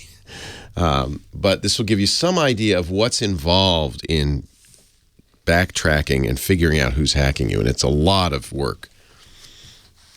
It's very difficult after the fact. He's been everywhere, man. He's Johnny Jett, our traveling guy. Joins us every week to talk about traveling better with tech. Hello, Johnny Jett. Hello, Leo. Sometimes we get Johnny on a Sunday because he's traveling. In fact, next week you're going to Denver to do the travel show again, right? I will. I'll be speaking Saturday at 1:30 at the Travel and Adventure Show in Denver. Fun. So we'll get you next Sunday, I guess, when you get back. And then the following week I'll be in Philly. Philly. So look in your newspaper for the Travel and Adventure Show in your neck of the woods. They bring in great people. Dallas. Yeah. Where? Dallas? Texas. Yeah, nice. So what do you have for us, sir? Oh, I know that you're sick, and actually, when I was speaking last weekend in San Diego, Jack had eczema on his cheek, and it was getting bad, and we couldn't come up here to LA to the doctor. Yeah. So I was scrambling to find a dermatologist. Jack is his baby, by the way, not his. I don't know what. Yes. Yes. And babies. This happens with babies. Yeah. They say it's very typical. 25% of babies. Yeah. But it was getting bad, and obviously we were freaking out, and so I contacted all my friends who lived in San Diego and asked if they could recommend one. And then when I got to the travel show, someone said, well, you should have just used this app, ZocDoc. ZocDoc. Oh. .com is the website, but it's an app. It's free on Android and iOS. And so what it does, it's only for US, but it will tell you, you can search by, the kind of doctor you want. So a dermatologist or whatever you're looking for, any kind of specialty. Also the insurance provider. So if your insurance covers it, and it ranges from Aetna to United Healthcare, and also and nearby. And it'll tell you if there's appointments right then and there, shows their calendar. Because I literally spent an hour calling all these different doctors. And they're like, oh, yeah, we can get you in April. I'm like, no, I need it now. April? Yeah. Nice. And I finally found one, but it was a hassle and it took time. But so I just downloaded this. I will use it next time. It was a tip from someone at the travel show that works there. ZocDoc. Yes. And you can find cities, not all the cities, but most states. And, I've seen it from Albany to West Palm Beach, Florida. So there are in California too, but most of the states have it. So check it out. Good. Especially, yeah. And, everything. Allergist, cardiologist, chiropractor, whatever you need. All right. All right. So now I got one for you, too. I got a website. So I know ski season's almost over, but my favorite time of skiing is coming up. I love spring skiing because I don't like the bitter cold. I don't know about you when you ski or snowboard. Actually, do you even ski or snowboard? No, I'm big on the après ski though. I'll just hang out in the lodge and I'll meet you when you're done. My wife too. Yeah, and going to the spa. Yeah. Drinking hot cocoa. Have fun out there, Johnny. Yeah. Well, one of my favorite websites, and also will help you plan for next year as well, is called onthesnow.com. On the Snow. So onthesnow.com, and what I like about it, it gives you all the historical data of snowfall. So someone was asking me, how does the snowfall look in Aspen? So you can bring up Aspen. Actually, you can bring up most of the U.S. They cover, the Rocky Mountains, Colorado, Wyoming, Utah, Montana. They also cover the West out here, California, Lake Tahoe, and the Northeast where I grew up, Vermont, New York.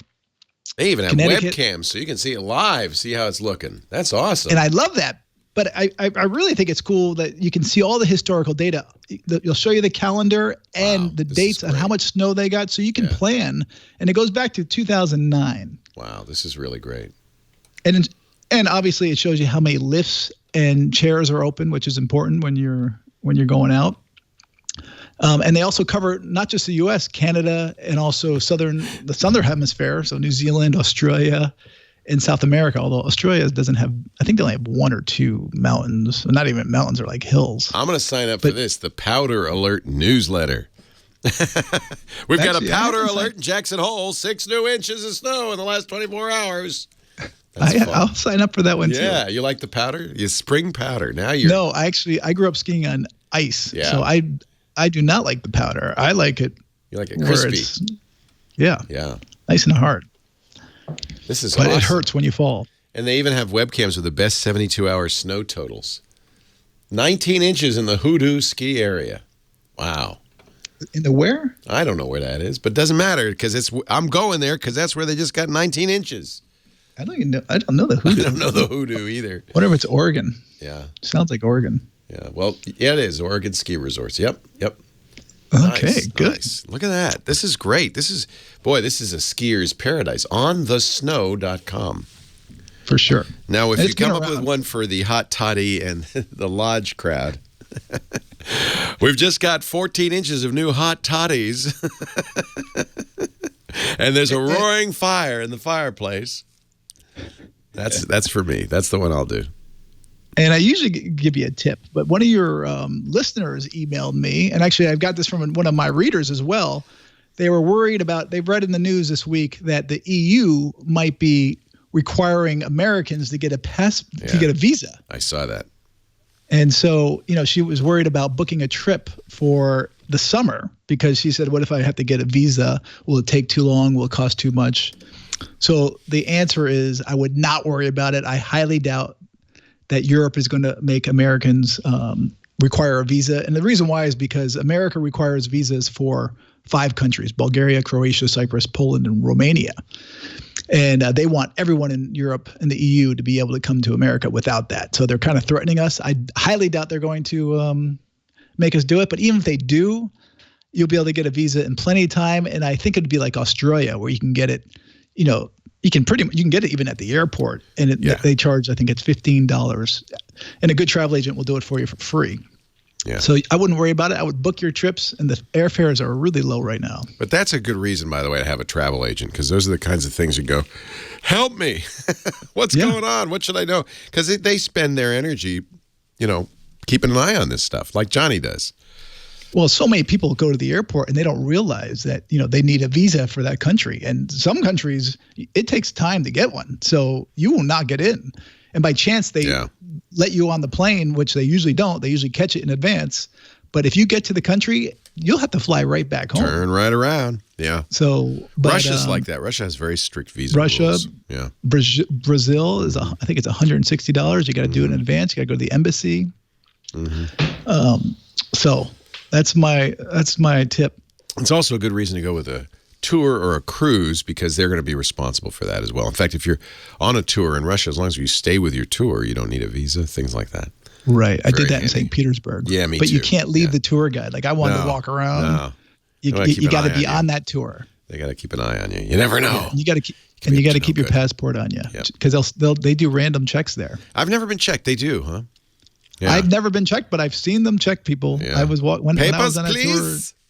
tour. Yeah, better have them. Johnny Jet. Plus, you want to keep your passport safe anyway. So I like Where to keep it on what me, do you but do keep with it in your a safe passport? place. Yeah, see, that's why I don't like to carry it.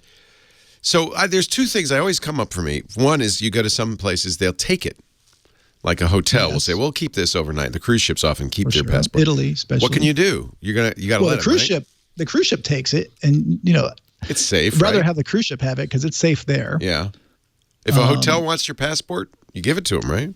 Yeah, they usually photocopy and they'll give it back to you. Right. And where do you store? See, I like to leave it back in the hotel room because I don't want to lose it as I travel around. If you have to carry it, how do you do it? Do you have a special zipper pocket? Well, I usually carry a Scotty vest, and I'll have it hidden in one of the pockets. Hidden in one of the pockets. Yeah. I just bought some great LL Bean travel blazers that have all the same kind of secret money belt pocket stuff. It's awesome. You look a little bulky, but you're a traveler, so it's okay. I'm a rumpled traveler. Hey, that's my new podcast, The Rumpled Traveler. JohnnyJet.com for travel tips, newsletters, and more. Follow him on Twitter and Instagram. Leo Laporte, the tech guy. The Rumpled Traveler. Man, I got to write that down. I might go into competition with you, Johnny. I think someone already did. Somebody's already got the Rumpled Traveler? Sure they do now. Yeah, I shouldn't mention it on the air. That was a mistake, wasn't it? I just gave away my trademark. Oh, he caught it like a fly. There's gnats around here. Yeah, so look for fruit or flowers. No, we had a lot of rain in L.A. We get them when we have cut flowers in the house. The gnats just breed. Okay, we do have flowers in the house. So maybe that's why. Yeah, and Dr. Mom, you're right. I always keep a photocopy. Now, I don't know if you can present a photocopy if they ask for your papers. No, but do keep a photocopy. I always recommend scanning your passport. Keep it somewhere I keep safe. my phone in my LastPass, so I always at least have this. But have a I have a photograph photocopy in my luggage and things like that. Yeah. Different spot than where you carry your passport. Yep. I have tons of stories. One time I was on a train with my buddy in Europe, and he's like, "Oh my God, I left my passport in the safe." And back then they were checking passports between borders. And luckily the guys let him through. We were going to Hungary, but he had to FedEx it, have the hotel FedEx it to him, like $100, and he had to show it. Yeah, but the only reason why they let him go is because he had a paper. Photocopy. So there is a good reason to have that. Yeah, for sure. Yeah. All right. Thank you, Johnny. Have a great time in Denver, and we'll talk to you next Sunday. 11:30 is a good time for us. Excellent. Okay. I'll put it down. Thanks, John. Thanks. See ya. Bye-bye. Enter Leo Laporte. Exit Metallica. Leo Laporte, the tech guy. 8888 Ask Leo. Chuck, San Diego. Hi, Chuck. Good afternoon, Leo. I have a pretty simple question for you, I guess. I have about a 7-year-old Panasonic plasma that won't power up. Oh. And I understand, I spoke to one fellow and told me the repair cost would probably be around, $150. Just a rough guess based on the symptoms. And I'm wondering, what point do you toss it? And That's a really great question. Because no one makes plasmas anymore, that Panasonic has more value than if it were just some LCD TV set. I mean, if you really love the plasma look, how old did you say it was?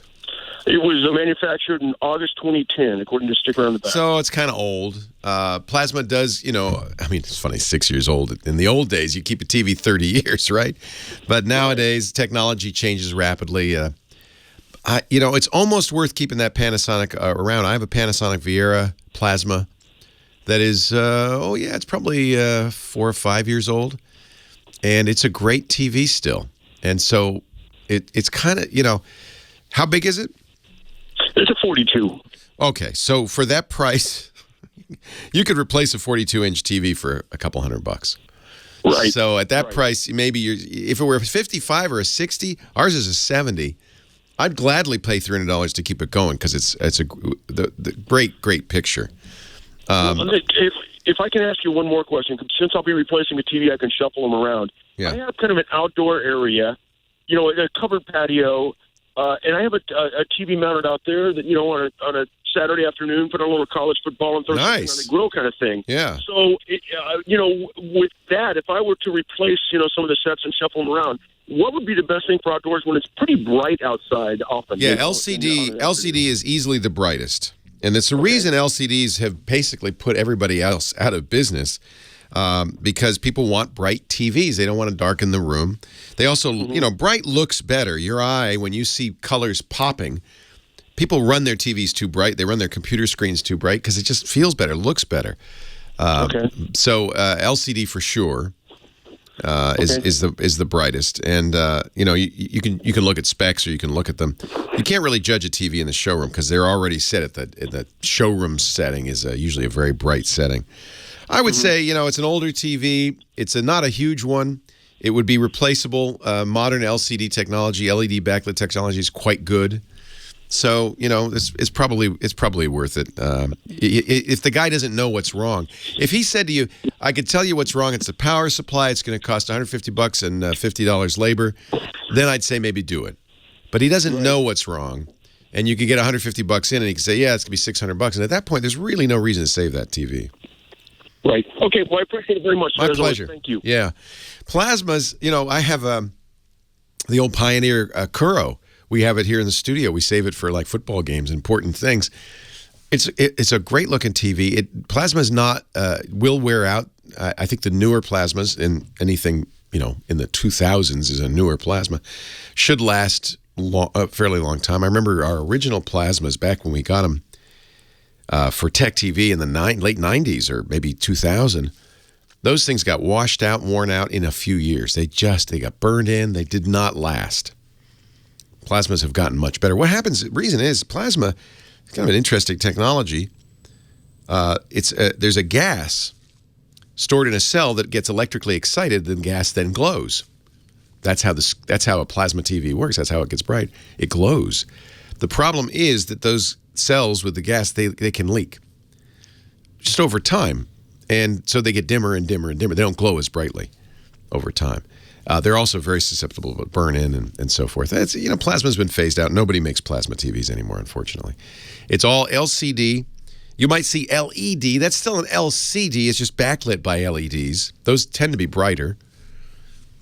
And of course, nowadays, if you want a high-end TV, your only other choice is OLED, which is a different kind of technology entirely. It's and a very good one. And most people, including our own home theater guru, agree that the best OLED TVs from companies like LG are the best picture available. LCD is very close, though. Very close, and the cost is a lot less. 8888 Ask Leo. Kirk is next in Anaheim, California. Hi, Kirk. How you doing? I'm well. How are you? I'm fine, thank you. My problem is with Windows 10. I downloaded it last year when it was free, and inadvertently I've created a local password for administrator. Uh-oh. I've lost the damn And you password. Forgot it. Yeah, now, the good news, if you did Windows 10 and associated it with your Microsoft account, is you can recover it using your Microsoft account. Did you? Yeah, unfortunately, this is a local account. Oh. I won't clean that one up. I have no way to clean this one up without having administrator right. Yeah, you need administrator access, you bet. Right. Is there any way? Well, there always were ways to crack Windows passwords. Let me see if Windows 10 has fixed those ways. I bet you they haven't, because, yeah, there are ways to crack Windows 10 logins. There's password recovery tools. Let me so loft crack and off crack are still out there. All right, OPHCRACK chat room saying there are still kind of these are kind of sketch ways to hack your password. Microsoft knows these exist, but for reasons like this and other reasons, there's a limit to how far they're willing to go to lock this thing down. So apparently, even with the newest version of Windows, Windows 10. They have not defeated these password root around technology. Sasha in the chat room says Konboot, Konboot, still works. Number of people say there are still cracking tools out there. So that's the good news. So for somebody, really, honestly, you don't a strong password on your machine is really about keeping somebody with physical access to your machine out. And if somebody has physical access to your machine, well, there's all sorts of other things they can do too. So we'll put a link in the show notes, techguylabs.com. This is techguylabs.com is our free website. This is episode 1370. If you go there, chat room's coming up with about 20 different articles and tools. They still work in Windows 10. You can even use a Windows 10 install DVD, says Cosmic Ray. The repair tools will let you open a command prompt window and give you access to the hidden administrator account. So it is absolutely possible to get into that. I wouldn't count on this, I don't have to remember this password because I can always crack it. You don't want to do this, but if you do get in trouble, they haven't patched all those holes. 8888 Ask Leo, that's the phone number. And again, we'll put a whole bunch of suggestions. Thank you, chat room. You guys are awesome. irc.twit.tv if you want to join them. We'll put all of those suggestions at our website, techguylabs.com. Leo Laporte, the Tech Guy. Another hour to come. Stay right here.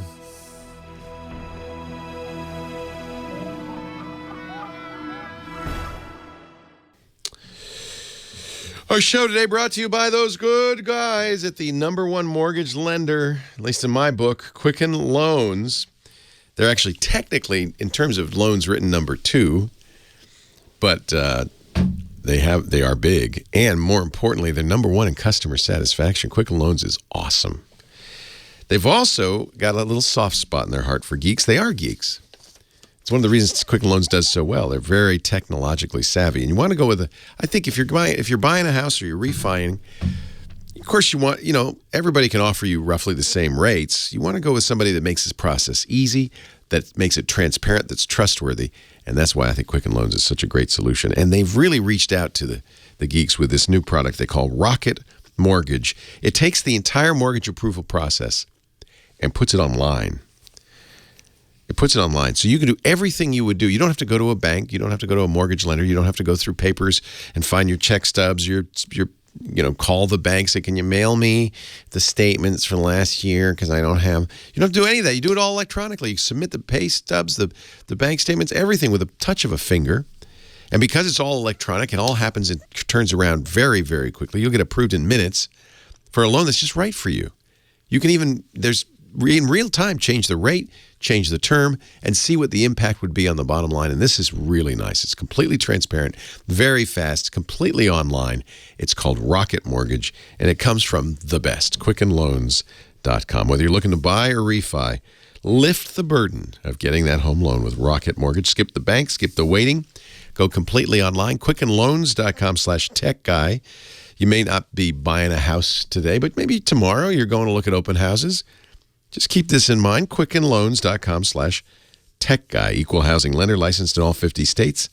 NMLSconsumeraccess.org, number 3030. We know that rates are going to go up. The Fed has already said, thanks to the new job numbers, we're going to raise the interest rates next month. So maybe the time is now to get that refi. Rocket Mortgage at QuickenLoans.com/techguy.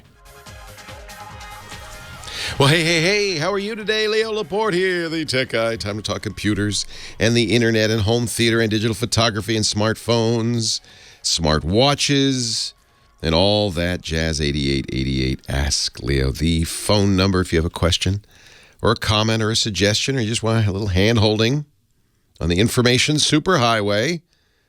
We've been talking a lot about the CIA dump, the encryption and spyware, literally spyware, hacking tools that the CIA apparently had developed that were dumped onto WikiLeaks this week, and debating back and forth the merits of it and so forth. We could talk about that some more too. 8888 Ask Leo, but let's go right now to Dana, who's on the line from Griffin, Georgia. Hello, Dana.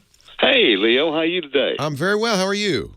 Fine. Listen, I got a comment for you real quick and a question. Yes, sir. All right. The new Microsoft Windows 10 that's coming out is going to be real nice for blind people. It's going to have talking installer. Yeah. It's good. And This is the holographic edition, which will be coming out either this month or the next. It's an update to Windows 10. Yeah. Yep, that's right. And you hit Control Windows Enter instead of Windows Enter for narrator. Windows. Oh, that's okay. So it's good to tell people that because they may not know that right ahead of time. Yeah, well, I've been playing with that for a long time. Do you like narrator? Do you prefer it to something like JAWS? No, the talking installer, I use NVDA with that, but the what screen reader I use mainly is from Serotech. Okay. Yeah, ultimately, you're going to want to have your own dedicated one, but it's nice, especially with the installer.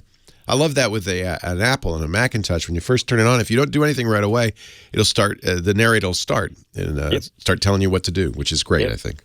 Sure will. Okay, the question I have for you, Leo, I have an Acer 500 gig hard drive computer laptop, and the other day I had a Passport external hard drive plugged into the machine. Well, I had copied files to put over, off the drive to go to Carbonite on there. Okay. Okay. And when I ejected the hard drive like you should, with the eject command. Good. And I let it sit there for about 30 minutes, and I went back in there, and it wasn't running at all.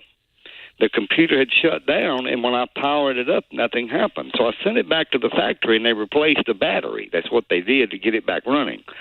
But my question is, wouldn't it run off the AC adapter? Yeah, it's not unusual because of the way these things are wired, and I'm not sure why they do this, and I'm sure somebody will call and tell me. For if you have a bad battery, most laptops, not just some, most laptops will not work even when they're plugged in. Now, sometimes, if you can remove the battery, if it's a laptop that allows you to remove the battery. You can't. This one's built in. Yeah, then you're out of luck. Sometimes on some laptops where the battery is removable, if you plug it in and remove the battery, it will work. And my guess is that they route the power through the battery as a kind of battery backup system, as a power conditioning system. Well, I have an older Acer netbook that has Windows 7. It'll run without the battery. I can take it off. It'll still run. That's good. I think that's a good thing because, of course, batteries fail. After a few years, a few hundred cycles, they aren't going to work anymore. And if you don't want to spend the money, a netbook is not worth spending the money. You might not even be able to find a battery. So it's good that it'll still work. Well, another real quick thing for you, the power supply was still good, too, because it was just the battery that died, right? Mm-hmm. Yeah, that's not unusual. And it's not unusual because they're routing power through the battery. Well, I'm a ham, so I understand. Oh, you understand that. Exactly, right. Yeah, exactly. It's like a poor man's UPS.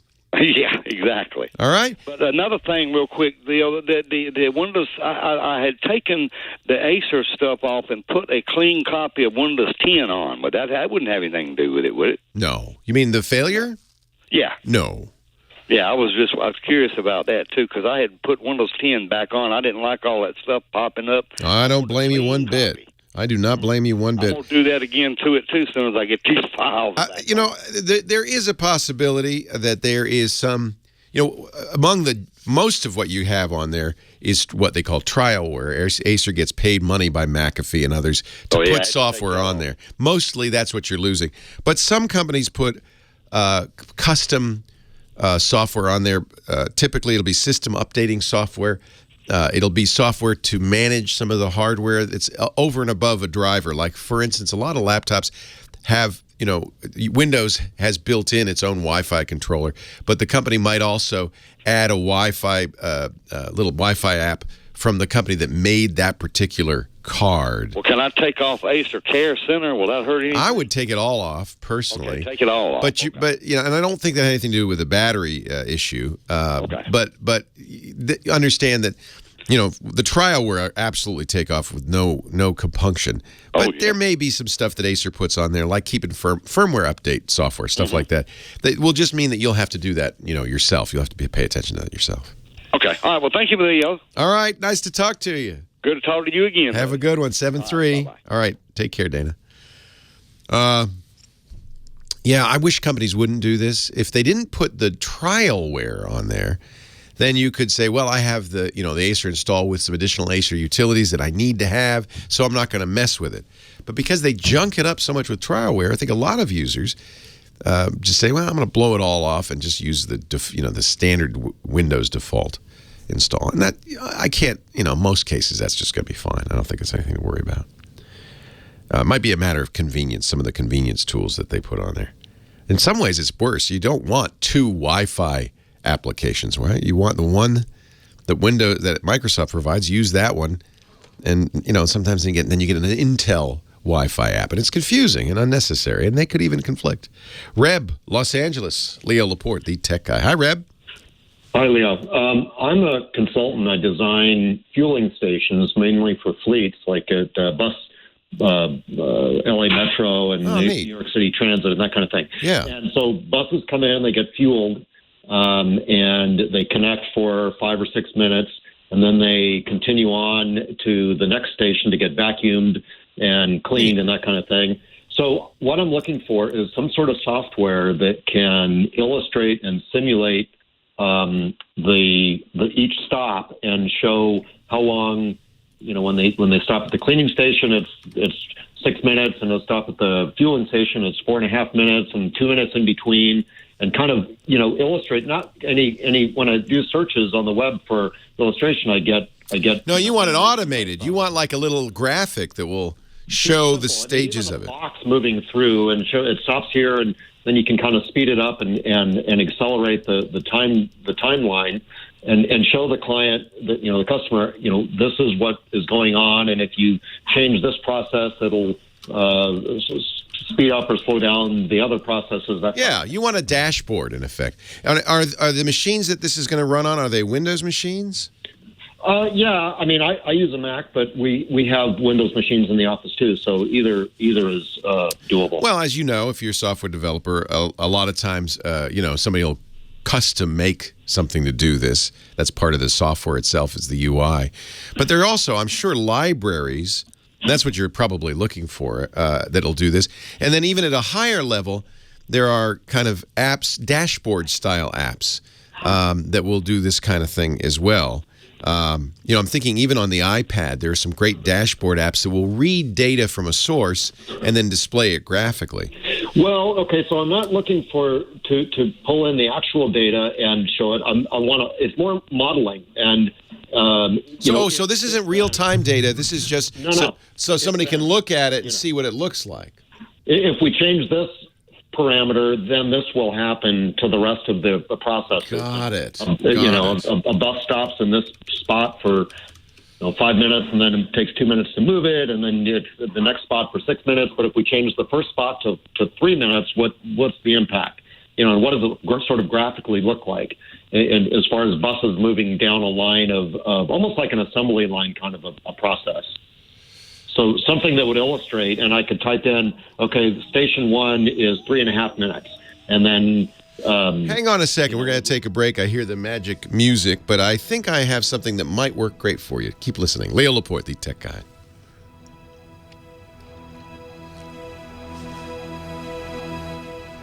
So the guy who wrote VisiCalc, Dan Bricklin, used to have a great program that would do exactly this. It was called Demo, I think, or Demo It. And the idea was, before you write a program, what you'd like is a graphical you'd like to write the interface first to show the client, and then you could say, well, how do you like this? Do you like the buttons here? And then later you do the whole code. That's kind of what you're talking about? Well, kind of. I mean, imagine buses coming into the first thing they do is they come in and the fare that's on the bus, all the thousands, hundreds of dollars people put on the bus, that gets pulled out. And then after the fare gets pulled, it moves up, and then it connects to the fuel dispenser, and you get fuel. Yeah. And then after that, it goes to the cleaning station, and then they check the oil. But who is this? Who is this for? Who are you? Well, I'm a design consultant, and I want to illustrate. So we go through this process with our clients, which was a client of ours is New York City Transit, for example. And if we say, well, guys, if we speeded up the fueling process, it would help this way because the other processes would, be impacted better, or we could move to the next stage. So you'd use this in a presentation to a client? Exactly. Yeah. Modeling. It's kind of modeling and say, this is what you have now. It takes 5.5 minutes, but if we change it to 4.5 minutes, this is the effect, and then I want to show them. Is there program logic behind it, or is it okay for you to, show the different thing? You don't have to, it doesn't have to tie into a program, does it, or does it? No. I mean, I could type this into a spreadsheet or whatever. I mean, right. It has to be simple. I mean, it doesn't need to be elaborate in terms of the quality of. I'm not looking for, high-end animation. These literally could be boxes moving down a line, kind of thing. Yeah. And I've looked around, and there's nothing really out there. It doesn't really seem that can do some, based on time. So like I say, I want to put in 4.5 minutes for one process, but if we change it to 3.5 minutes, then it changes the animation. Yeah. My sense is that what you want is this exact thing that Dan used to write. Unfortunately, I'm just checking, he doesn't do it anymore, which is a program specifically for demoing software, but it could be used to demo processes as well. And then you'd have a back end that is like a spreadsheet or whatever. You'd put some numbers in. I guess you could do it by hand in a PowerPoint or even in Excel, really. If you had an Excel spreadsheet and you tied it into PowerPoint, you could actually do it. But it sounds like there'd be some coding. I'm pretty good, but I'm comfortable. I'm pretty good at Excel. So you can drive animations in PowerPoint from Excel? I believe so, yeah. Well, chat room, correct me if I'm wrong, but I'm pretty sure that you can. That's one of the advantages that Office has, is this tight integration. And then let me. That would be great. That sounds like the yeah, because you're using Excel already, right? So really, it's almost like making an Excel graph, but I think you could use some of the PowerPoint animation tools with it as well. Wow. Yeah. You said the chat room. I mean, I obviously, let's say the brain. They're my brains externalized, exactly. Yeah. Anybody out there has an idea, but I'll look into that. Yeah, I'm going to keep looking for you. You certainly could do it in Visual Basic, for instance. Set up some controls, and they create a table with the data that the controls reflect that you could easily modify.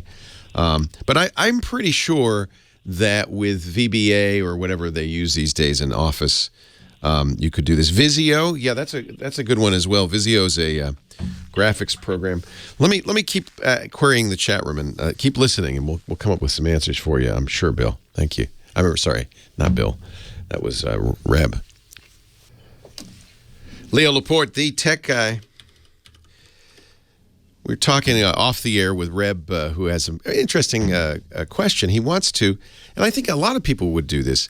In the process of selling his software, what he'd like to do is demonstrate it for the potential client and say, here's what the process looks like, and if we modify this, we can cut this down and have an animated graphic. It's easier for people to understand when you're talking about something if there's an animated graphic. And I would say, any presentation system like Apple's Keynote or Microsoft's PowerPoint would do it. He says he's very comfortable with Excel. I think I'm pretty sure that there's tight enough integration between, say, PowerPoint and Excel and Microsoft Office that you could have data in Excel that you would pre-enter and have it animated and reflected in a PowerPoint slide using PowerPoint's own built-in animation tools. Am I wrong on that? Apparently, there's also a way to do it with the free Google Office. And Stretch in the chat room has given us a link to creating a spreadsheet visualization with Google Sheets. So Google Sheets plus Google Data Studio, for instance, be another way to do it if you don't have Office. And for years, of course, this has been a very popular category for developers who have ideas for programs and software or even apps that they want to, show people without actually having to write the app. Just a kind of a canned demo. And there are lots of good tools for that.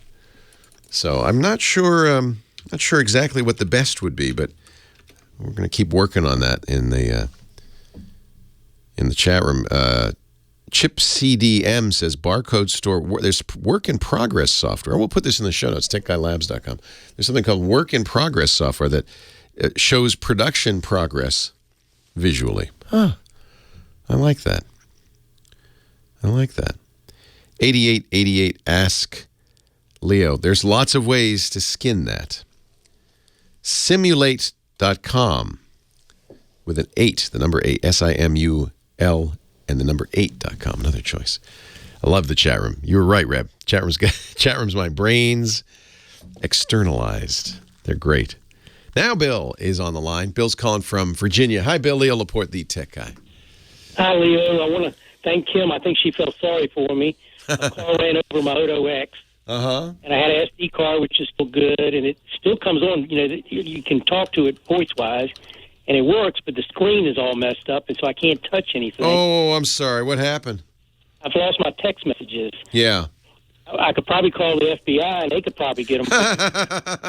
I wanted to know, since I can't touch the screen on the phone, is there a way for me to retrieve my text messages? Yeah. Kim told me you drove over your phone? Well, it fell out of my lap. I didn't realize it was in the road, and when I came back... Oh, no. Somebody else drove over it. Yeah. I'm sorry. Yeah, all of that. The nice thing about Android is if you can still plug it into a computer, even if the screen doesn't work, that you have access to all the bits and pieces of the operating system in there just as you would any other computer via USB. So the AT&T guy told me that I had to be able to go into the phone, you know, like the build or something, and turn on USB debugging, huh? Right. Yeah. Well, that's an interesting question. You used to have Migrate, but I wouldn't even be able to open up Migrate because they don't support it anymore. But like I said, so really, your question is an interesting question. I'm going to pose this to my brains chat room: is if you can't use the touch screen, if you can't control the phone at all, is there any way to get it into some sort of hard drive mode so that you can get the data off the phone via a USB cable? Right, and for some reason, it was supposedly backing up to a Google Mail email, but I don't think they send text messages. No, those wouldn't be backed up. And then, of course, it didn't go to my SD card. Just photos went to that. Sometimes you can call your carrier, too. Your carrier has access to SMS contents, the messages contents. You might be able to get there. But golly, I mean, you can. The thing is a drive, if you can just get it to act in drive mode. So that's the question. Is there any way we could put Android into a disk drive mode if we can't issue the commands from the screen? Right. Mike B has gotten us a link from techpluto.com talking about how to get Android into USB mode. Unfortunately, it does require screen access. Let me see if there's any. Yeah, there's no hardware method, but I wonder if there's if you had the right ADB software that would allow you to turn that on remotely.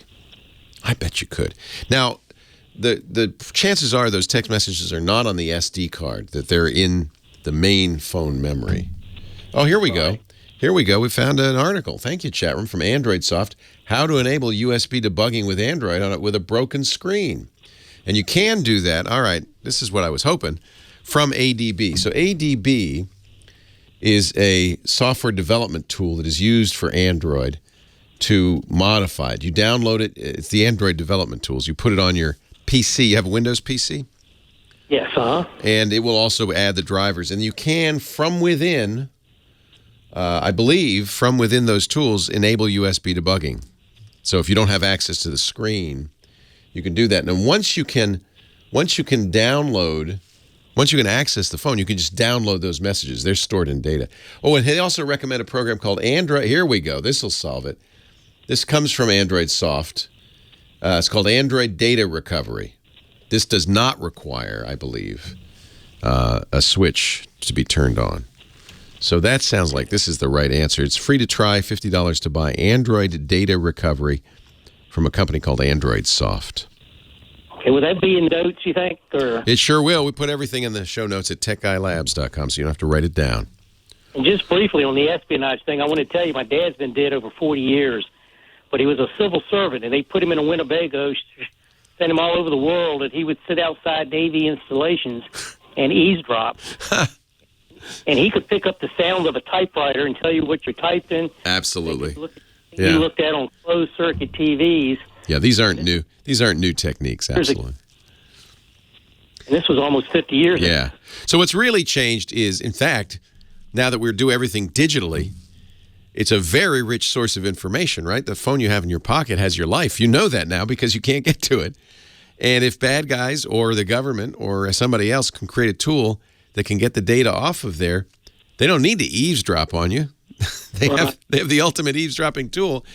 That's a double-edged sword because we've also created very good technologies to scramble and encrypt it. Tools like Signal, which is the encrypted messaging program, and the CIA and the FBI and the bad guys all together can't crack that. And so there's this interesting challenge presented. We live in an era where we're spewing data all the time through our Amazon Echoes and our smartphones, but it's also possible for bad guys or just somebody who wants privacy to completely encrypt communications in a way that even the biggest computers owned by the NSA can't break. So it's an interesting kind of world we live in. Things are changing rapidly, and that's one of the reasons these spy agencies are actively searching for digital cracking tools. They haven't cracked Signal yet, though. Maybe they won't. The math is on our side. Leo Laporte, the tech guy.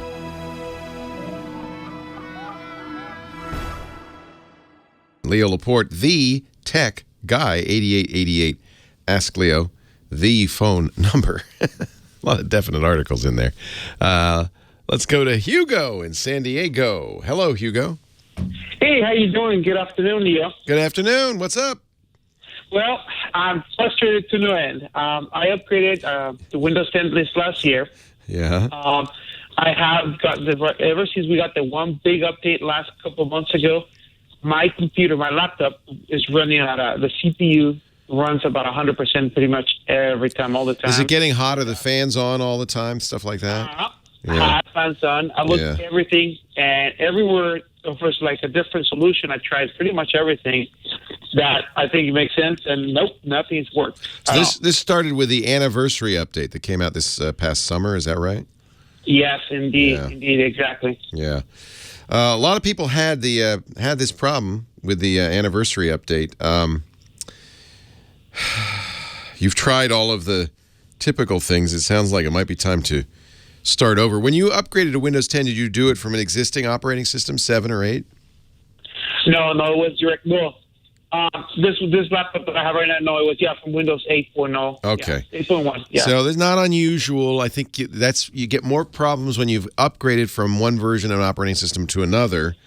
Okay. So you know where I'm going with this. I mean, I think the next thing to try is wiping the drive and installing Windows 10 from scratch. And if you download Windows 10 using Microsoft's media creation tool from their site, you'll get the latest version. You won't have to do the anniversary update.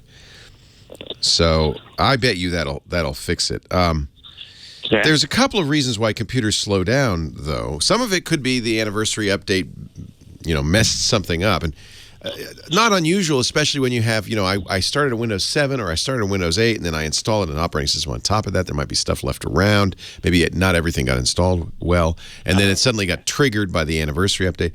But it also could be a sign of a failing hard drive or a hard drive that's a little bit flaky. That can slow things down. Malware infections can slow things down. So lots of things that can slow Windows down. And almost always the best cure is spring. I think of it as spring cleaning. Here we are in the spring. Do some spring cleaning, right? It gives you an opportunity to back up your data, make sure you've got a good backup, to get rid of applications you don't need. Those slow things down as well, and start with a fresh install. So you're saying that the best way to go is to go about going to the media creation and yeah, I would do that. You'll have on your system, it does create a recovery partition, but I would like to see you literally wipe the drive. That has another salubrious, if I might use the word, effect, which is by formatting the drive, if there are flaky sectors on the drive, that may help as well.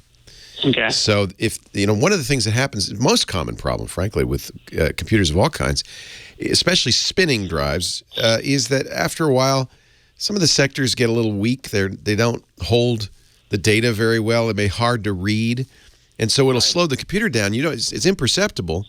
But it's an accumulation of slowdowns. It might take 2 or 3 tries to read that sector, or maybe even just one extra. But if you have 100 sectors and each of them takes a second longer, then that's 100 seconds, and you start to see some real slowdowns. So sometimes that could be the problem as well. And spring cleaning wouldn't hurt. I guess I'm going to do that because I tried everything. And Yeah. it's crazy. Yeah. Especially when I'm on the internet. I mean, it just slows down. Oh, so that's when it's slow. Is the internet not? Huh. It's you know what? It's funny. Let's say I'm not running anything at all. Turn my computer on in the morning because I get ready to work. And I go to what do you call that? Chrome. I open up Chrome. Yeah. And then it just blazes through. I was checking that when I go to the task manager. I was checking pretty much what the process and everything, and either service host network service 4 or the same network service 5 or the DNS. All those are the ones that are like pretty much consuming the CPU like there's no tomorrow. Oh yeah, I've seen this happen as well. There have been bugs in Windows where certain services. These are supposed to run in the background and run without really impacting your performance. Will start to take over and eat everything up. So that sounds like that's what's going on. Yeah, because I was using malware too. I ran a malware check and. Well, those DLLs like services hosts, they're used by everything, so you don't really know who's doing the requesting at this point. That's interesting. Yeah, I would collect. Make sure you've run all the updates, right? Yeah, I have all the updates. Yeah. Yes. Everything. And how long has this been going on? You know what? It's been about 3 months. And yikes. Okay. Yeah, about 3 to 4 months. And I've noticed this thing happening to my wife's actual PC. And all of a sudden, she's having issues with. It's happening to her too, huh? Yes, and this is a PC, so it's not a laptop. It's a laptop. It's a PC. Yeah. So it's like, I don't know. Could be malware. Could be spread through the network. But again, the nice thing about reinstalling Windows is it fixes all of these problems. You don't have to figure out which is the one causing it. It'll fix everything, right? I got it. I got it. I would try that. It's not it's a good exercise because it'll force you to back up everything. Yeah. I don't want to, but I use Carbonite. I don't want to either. Oh, good. You're good. If you got Carbonite, you're good. I use Carbonite. But so, what is the best way to get a copy of the Windows, the brand new, fresh copy? Yeah, you want to make sure you get it from Microsoft. If you Google Microsoft Media Creation Tool, that'll take you right to the page. Microsoft Media Creation Tool. Yeah, you just never want to get an operating system or anything from anybody but the original company. In this case, Microsoft. But they call it their Media Creators Tool. It downloads and it creates a USB key. This is actually a handy thing to have anyway. Everybody should do this. If you have a problem with Windows, having a Windows boot disk handy is very useful. This will create a USB key, so you're going to need one that's 8 gigs or more, and that you can use to boot into Windows anytime you want. That's okay, perfect. That's what I was thinking. Yeah, worth having. Yeah, exactly. Oh, okay. Well, thank you so much. All right, I really appreciate all my you pleasure. do for us. I mean, thank you. I love doing it, and I appreciate it. And I'm sure that if you've tried a lot. One of the reasons I'm saying to do this is you've tried everything else. You can go through a list of 50 things you should look at, and it might be one of them is the problem. But at some point, it's just easier just to reinstall Windows, and it has beneficial effects of all kinds. So why not just do it? Bite the bullet. It's a few hours. Victor is next in Oxnard, California. Hi, Victor. Hey, Leo. How are you doing today? I'm well. How are you? Pretty well, thank you. Actually, I have quite a few questions, if I may. Okay. Let's see. Starting out with, I actually have a Western Digital portable hard drive that I've been able to connect, and it shows up on my notification taskbar, but it does not show up under my computer or anywhere else. Huh. So you can see it. Yeah. The one way to do this is to right-click on the Start button or do Windows key X, and then you want to look at drive management, because then you'll be able to see the physical drive. You'll see whether it's partitioned in a form that Windows can see, and I'm wondering if it's even formatted. It might not be formatted, which would mean it wouldn't show up in Explorer, but it would show up as a physically created connected hard drive. So you want to kind of explore the hardware and see what's going on with that drive. So if you right-click on the Start button on the lower left-hand corner and select Disk Management, it will show you what drives you have, how they're partitioned, whether they're formatted, and that'll give you a lot more information about that external drive. It does show under my device manager. Okay. That it's here, and it just when I click on volume, though, it and I click populate, it doesn't show anything at all. It's just capacity and reserve space. I bet it's not partitioned and formatted. I bet it's blank. Or you've never used it? You just bought it that way? No, I actually had it for quite a few. Ooh, I wonder. I hope it's not gone bad on you. It sounds like it might have. But you can use that tool to partition and format it and hope that still works. Leo Laporte, the tech guy. This song takes me back. I can imagine myself. It's 1977, and I'm on a houseboat in the middle of the Hudson River, and the disco ball is spinning, and there, in his tight disco pants and his satin disco shirt opened down to his navel with the chains, it's Dick DeBartolo, Mad Magazine's maddest writer, the Disco King. Hello, hello, Dickie D. Leah, how are you? People think I'm making that up. You had that houseboat, the disco houseboat. I had all that stuff. Yeah. Yes, I didn't have the chains, but I had multiple mirrored balls and dancing waters. And... Oh, man. I've seen it. I was on it before you sold it. It was really cool. Yeah, really cool. Very bizarre. Very bizarre. Welcome, Dickie D. Dick DeBartolo. People should know that name. It's Mad Magazine's maddest writer for decades. He's one of the funniest guys you'll ever meet. Really wrote most of the questions for the Match Game in its heyday with Gene Rayburn. And he joins us every week to show off a gadget or a gizmo or a toy. Yeah, something that, actually, this is almost all of those things. You may think it's a toy. I think it's a gadget. So as a wine connoisseur, and I'm talking about you because, like, I still mourn the loss of Ripple. So this is a little pocket wine aerator. Okay. It runs on a little single AA battery, and it's portable. So you take it to restaurants. It has 3 settings: white wine, red wine, and port. And it's to aerate, put oxygen into wine, which they say releases flavors and removes the bad stuff. Yeah. Anyway, do you have one of these? I know you don't have this one, but I have a number of devices, not electric, but like glass and things to get the air into the wine. You pour it into a decanter, or you just you let it breathe. But yeah, I've seen mechanical devices. Is this electronic? This is a little 12 volt, runs on a little AA battery, so 1.5 volts. Yeah.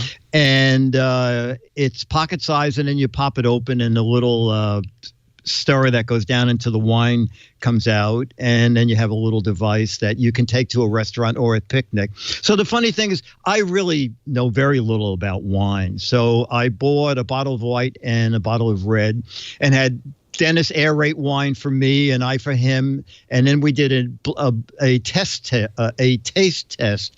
And every single time, I find wine generally to be bitter, and I was every single time out of 8 times able to pick the aerated wine. Oh yeah. Oh, okay. And Dennis only half the time could. And I think the problem.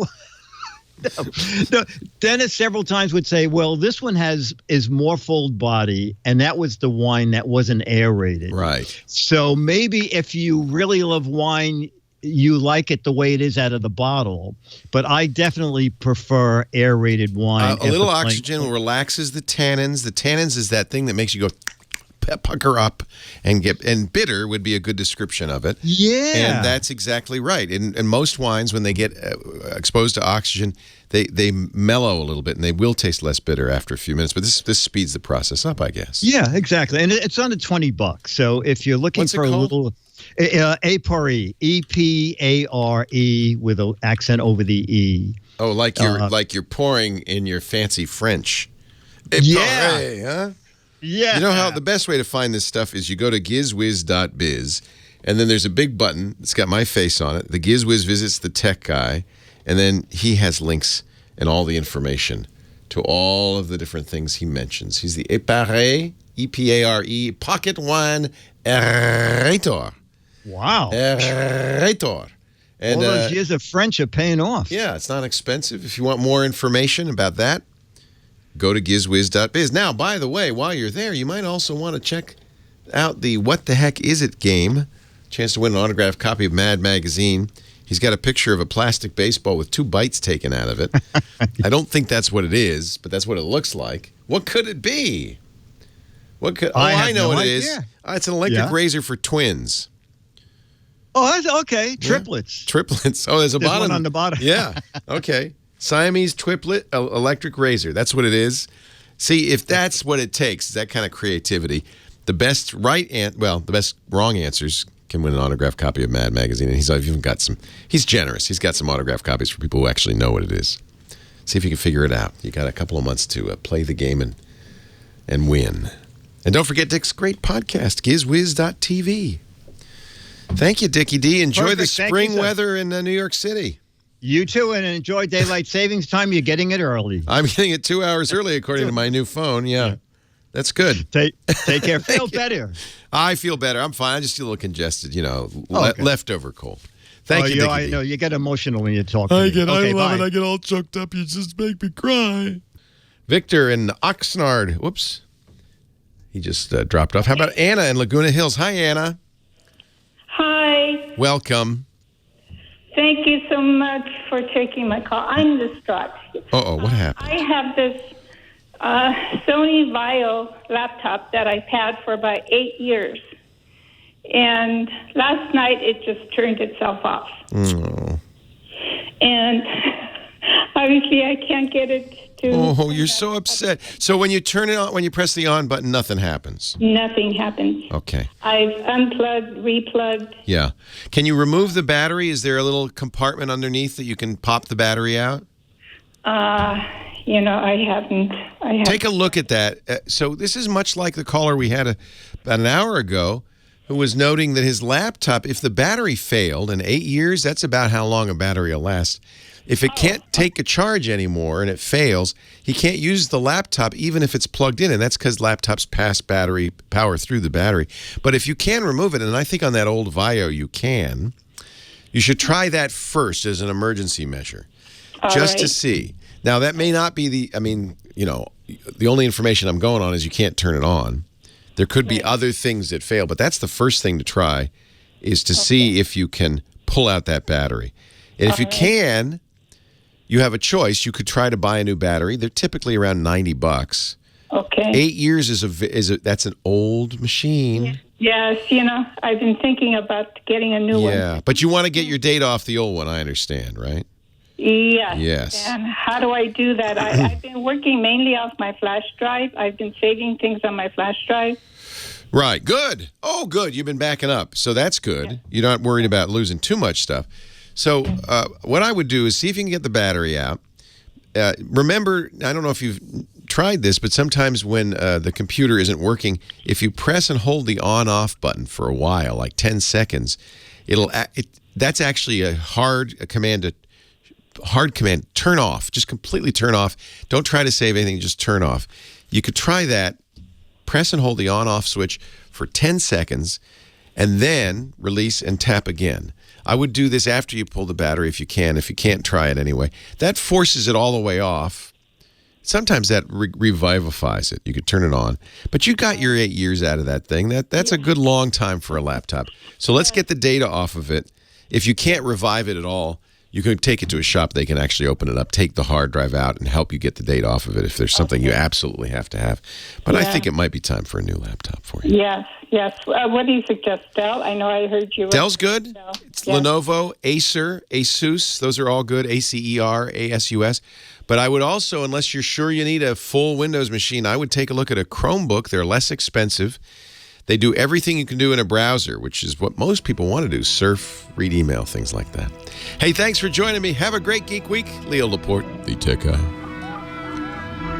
Well, that's it for the Tech Guy Show for today. Thank you so much for being here. And don't forget, it's just the tip of the iceberg. We do nearly 30 shows on the Netcast network. It's called TWIT, T-W-I-T. It stands for This Week in Tech, and you'll find it at twit.tv, including the podcasts. For this show, we talk about Windows on Windows Weekly, Macintosh on Mac Break Weekly, iPads, iPhones, Apple Watches on iOS Today, security on Security Now. I mean, I can go on and on and on. You even get your daily dose of tech news with Tech News Today. And, of course, the big show every Sunday afternoon, This Week in Tech. You'll find it all at twit.tv. And I'll be back next week with another great Tech Guys show. Thanks for joining me. We'll see you next time.